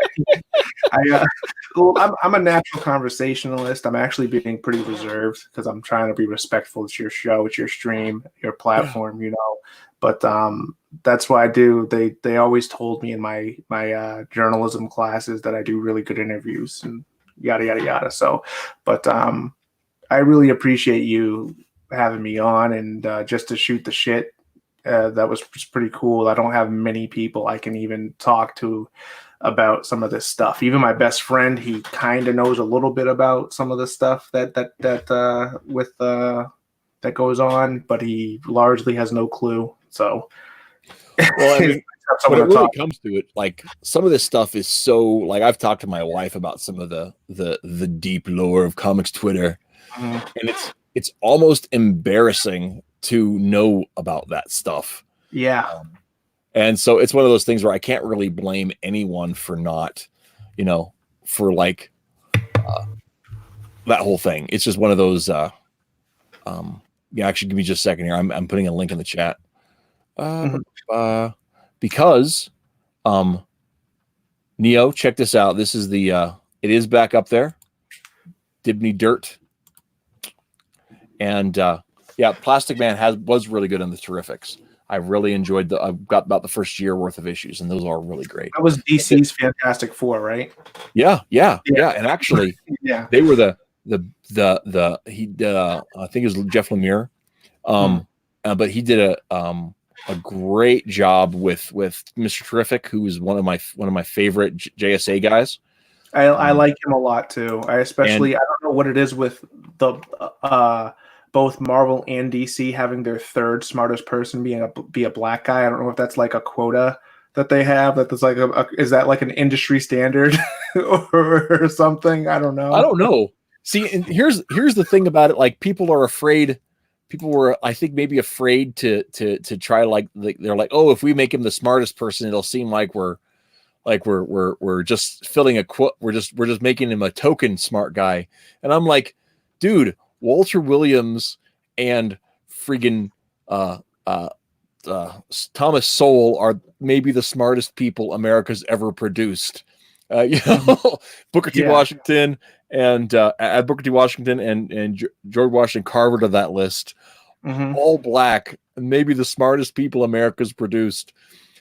You can make Mr. Terrific the smartest. It's okay with me. I won't feel like it's fake. It's interesting. Like my most prized possession of my grail of comics is a Fantastic Four number 52. Okay. 52? Yeah, it's 52. That's the first appearance of Black Panther. And I got that signed by Stan Lee a couple of years before he passed. I have it graded and everything. And so that was a Black Panther is an important character to me. And I love that he's a king, and he's super intelligent, like he's not a one-trick pony. You know what I'm saying? Fuck Ta-Nehisi Coates run on him though, but did not like that. But I always liked that about him. Like, the most interesting thing about him was not that he was black. You know what I'm saying? Like that really was inconsequential to what was interesting about him as a character. And I don't know a whole lot about Mr. Terrific lore, but one of the things I have liked from what little I have read of Mr. Terrific is that he's kind of the same thing. Super smart guy, has a pretty cool power set for like what they have him do and stuff like that with like the T-spheres and all that stuff. Well, and in the late 90s, early aughts, there were several characters that were I want to say almost incidentally black in the DC universe. Steel. I mean, Steel came from he had the stereotypical came from the ghetto kind of a thing, but it was one of those things where he's just like, he was smart, he worked really hard, he proved himself, he made some mistakes, he redeemed himself, all that kind of stuff. Yeah, so I always liked him, always. Oh yeah, I love Steel. He's one of my favorite characters, and like that's one of the things. Like, some people are like, the death of Superman ruined comics, and actually, Tim Lemon has talked about it, that like when Superman came back to life, he felt cheated. Like, the stakes didn't matter, and so he noped out of American superhero comics because of that. And I was like, I loved that story, and like I loved Superboy, and I loved Steel, and like I don't care that Superman came back from the dead. He had a fight to make his way back, and he saved his father, and it was an awesome Oedipus story. I mean, not Oedipus. I care that he came back with a mullet. Yeah, well. Okay. First of all, you have to remember, I was living in Nebraska at the time. Those weren't uncommon here. I'm sure they were. I remember those commercials in the 90s with all the toys from like the death of Superman and stuff like that, and those kids, you don't mess with the yes. And I remember all those things.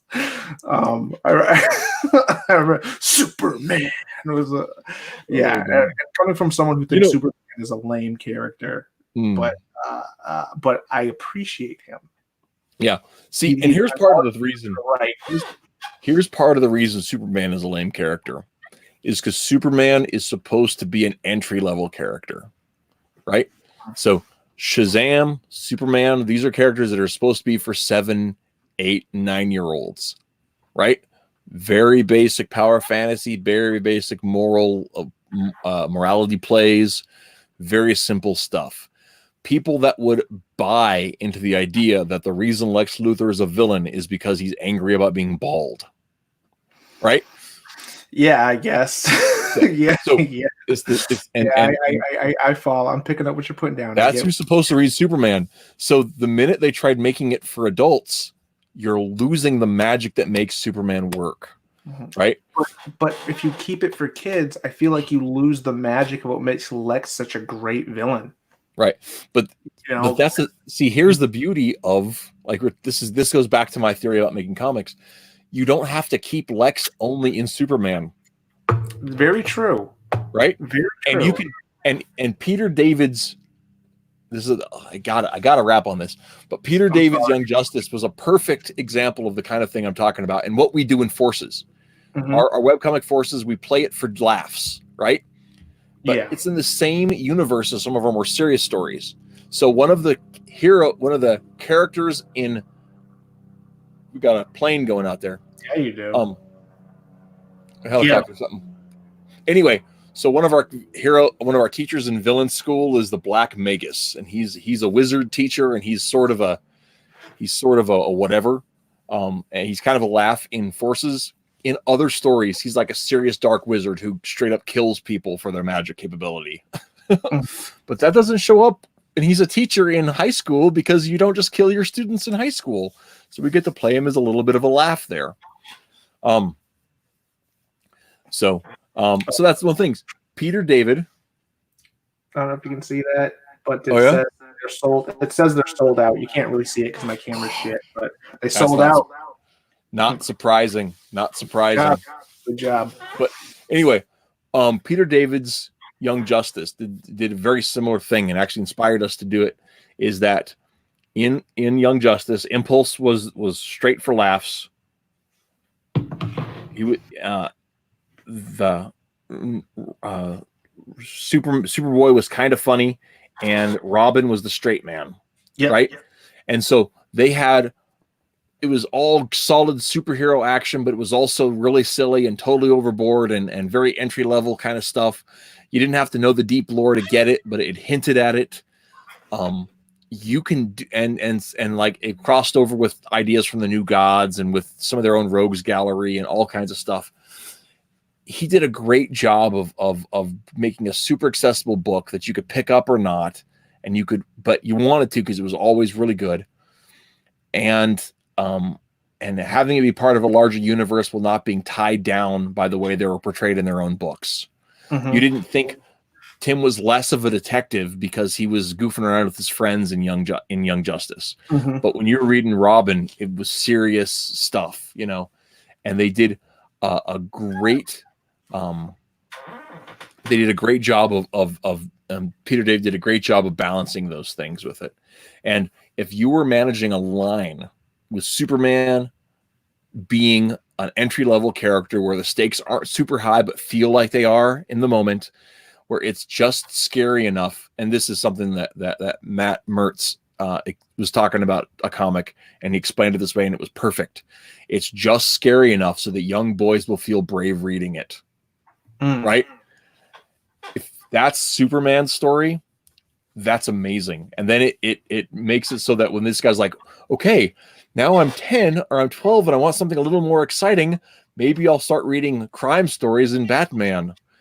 And he's not jumping into mass murderers or serial rapists or any of that kind of stuff. It's still fun, it's still adventurous, but there's a little more gore, there's a little more suspense, there's a little more whatever. And then by the time they're 20, they're reading Hitman reprints because that should be in reprints, man. It's good stuff. That's funny. Good old Hitman. Oh man, you are definitely not wrong, Neo, that Superman is great for testing plot ideas just because he's so powerful. I think you can do lots of stuff with Superman. A lot of Dan Jurgens' Superman run was really great. The several runs he's done have been really great as far as that goes too. but I don't necessarily think they've been best for keeping the brand alive. And that's and you know, with a company that has both Shazam and Superman, Captain Marvel and Superman, you could do a little more. I don't think John's Captain Marvel has been as kid friendly as it could be, but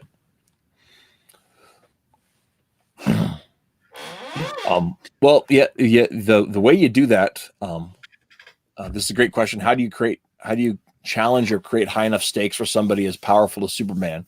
You do it by keeping the people around him very vulnerable. Part of the formula, the Golden Age formula, was that Lois was so bold and so fearless and so frail that she would always get herself into trouble. And then Superman had to find a way to use his brain to rescue her and not get caught. And so it became a cerebral challenge, not just a challenge of strength. And that's what makes, I think that's also why Lex was such a great foil to him, because Lex had to use his brain. Lex had to be had to use, I mean, yeah, okay, Superman's all powerful, right? You throw him in there against Darkseid, while I'm sure there'll be some interesting dialogue, it's just two guys punching the shit out of each other, right? It makes it more interesting when there's an intellectual challenge. You know, Lex can't straight up fight Superman, at least not without a power suit or something, right? So he's got to use his brain, and he's got to use his intelligence to combat Superman, you know? And I think that's always why Lex has been such a great foil for Superman, you know? I always appreciate Lex Luthor for that, because he's, you know, what can he do? He's not going to be able to fight him as much as he wants to. He's just got to outsmart him. It's his only option. And at the same time, Superman's not going to go toe-to-toe with Lex because it's not fair.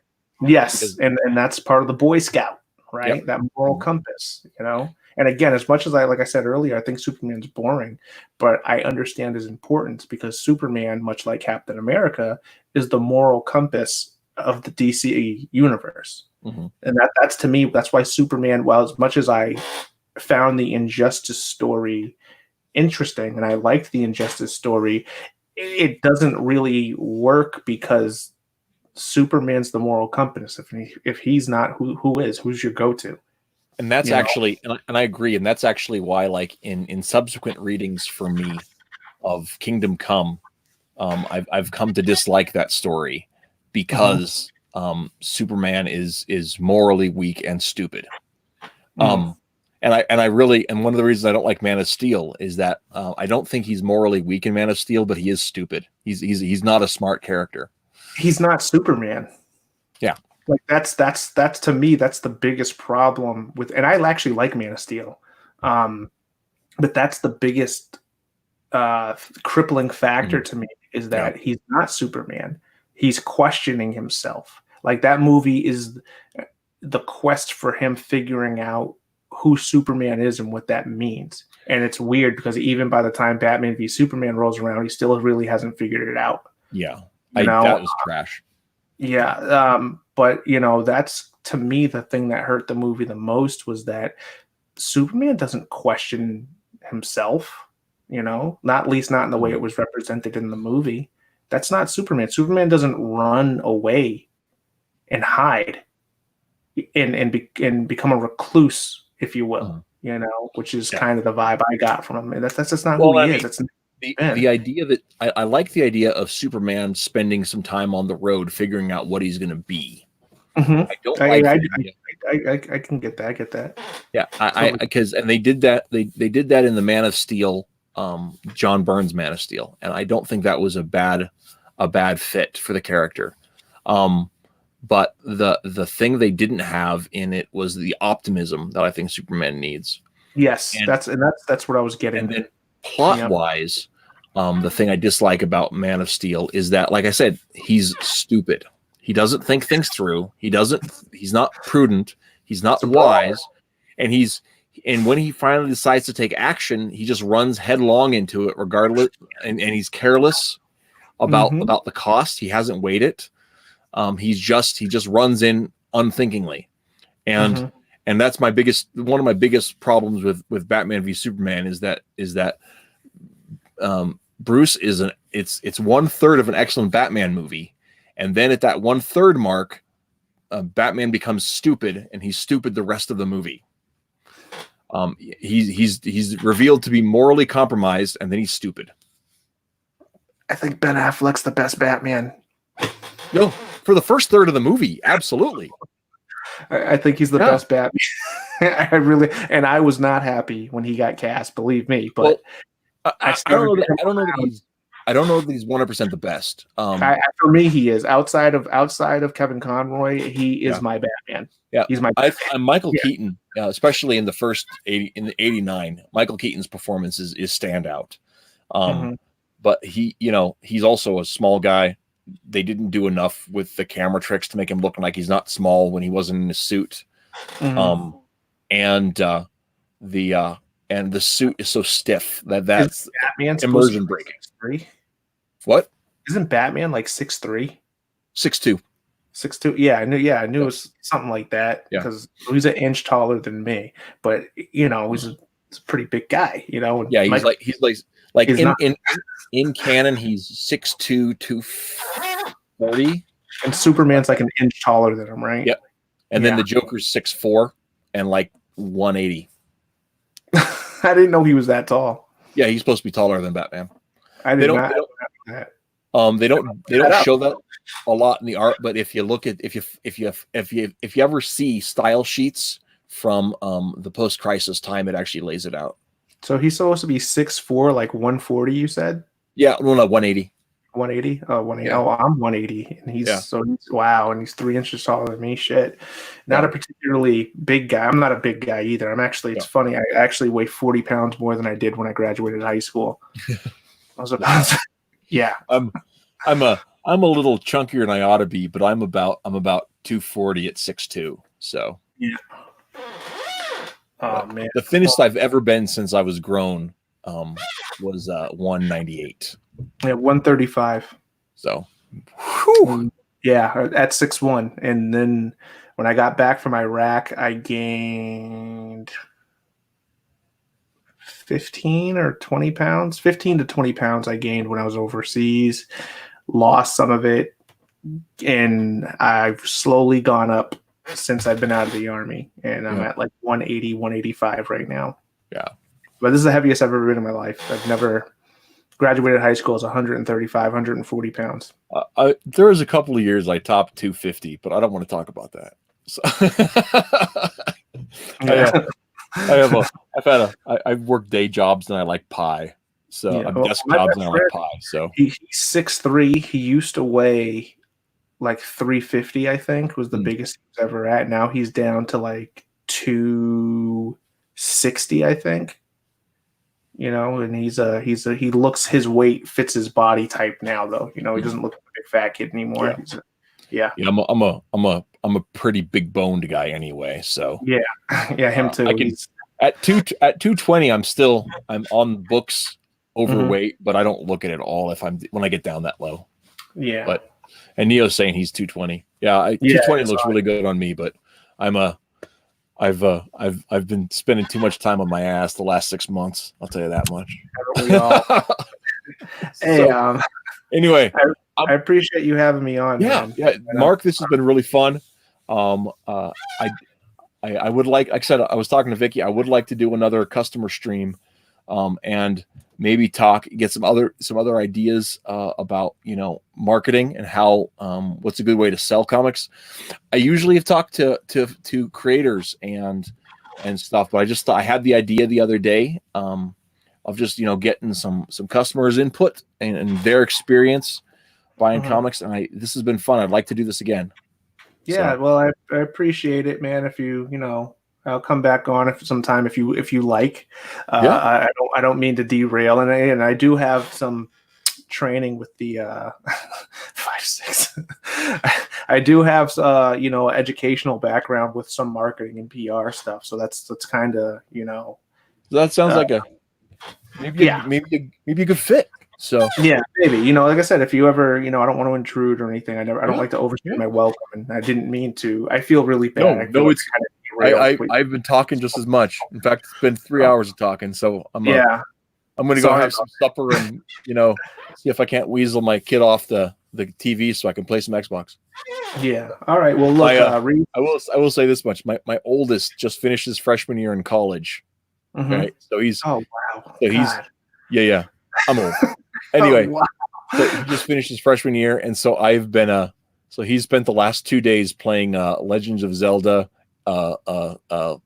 Age of Seasons or whatever it is, and I can't remember these, but anyway, he's been wanting to finish this game for a while, and so he's been monopolizing the television. So I'm off work tomorrow, kid. I want to play Fallout.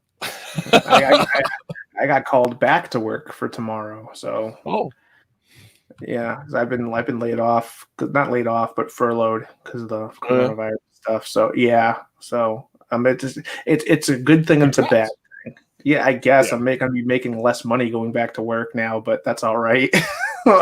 That's all right. That extra $600 a week plus the unemployment was all right. Wow. It was nice. Yeah. I was making a lot more money than I was actually working, but it is what it is. It's all because if I don't go back, I'll lose the unemployment anyway. So I'm, hands are tied. It's either lose my job and lose the unemployment, or go back to work and just lose the unemployment. Which sounds awful. It sounds awful, but I didn't write the rules. The government did it. All right. So they didn't ask me what I thought. No, they didn't. They were just like, here, we're going to give you an extra $600 because of coronavirus. And I was like, okay, sure. I'm not going to say no. It was a good 2 months, but but no, it'd be good to be busy again. But I was also doing school. So, but anyways, you take care. I appreciate you, man. If you're ever willing to have me back on, I'd appreciate it. It's cool talking with you. It sounds fun. It sounds fun. So, guys, thanks for tuning in. Next week's show is not set up yet. I am hoping to do another comics and religion show. And I meant to email people about it. Yeah, we had one a few weeks back. It's on the channel. You can check it out. We had Matt Krotz and Doug Ernst and Tim Lim and Twitlist from Super Schooled and somebody else. I had 2 Catholics and 4 Protestants, but I can't remember who they were right now. Anyway, if you ever want a non-denominational Christian, just let me know. Okay. Or at least someone who tries to be a non-denominational Christian. I have complicated feelings with the title and everything, but I try. Far from then perfect. we might have to do that. So anyway, I guess maybe we'll talk off stream though. I'm gonna go. Bye everybody. I gotta pull the plug. Bye.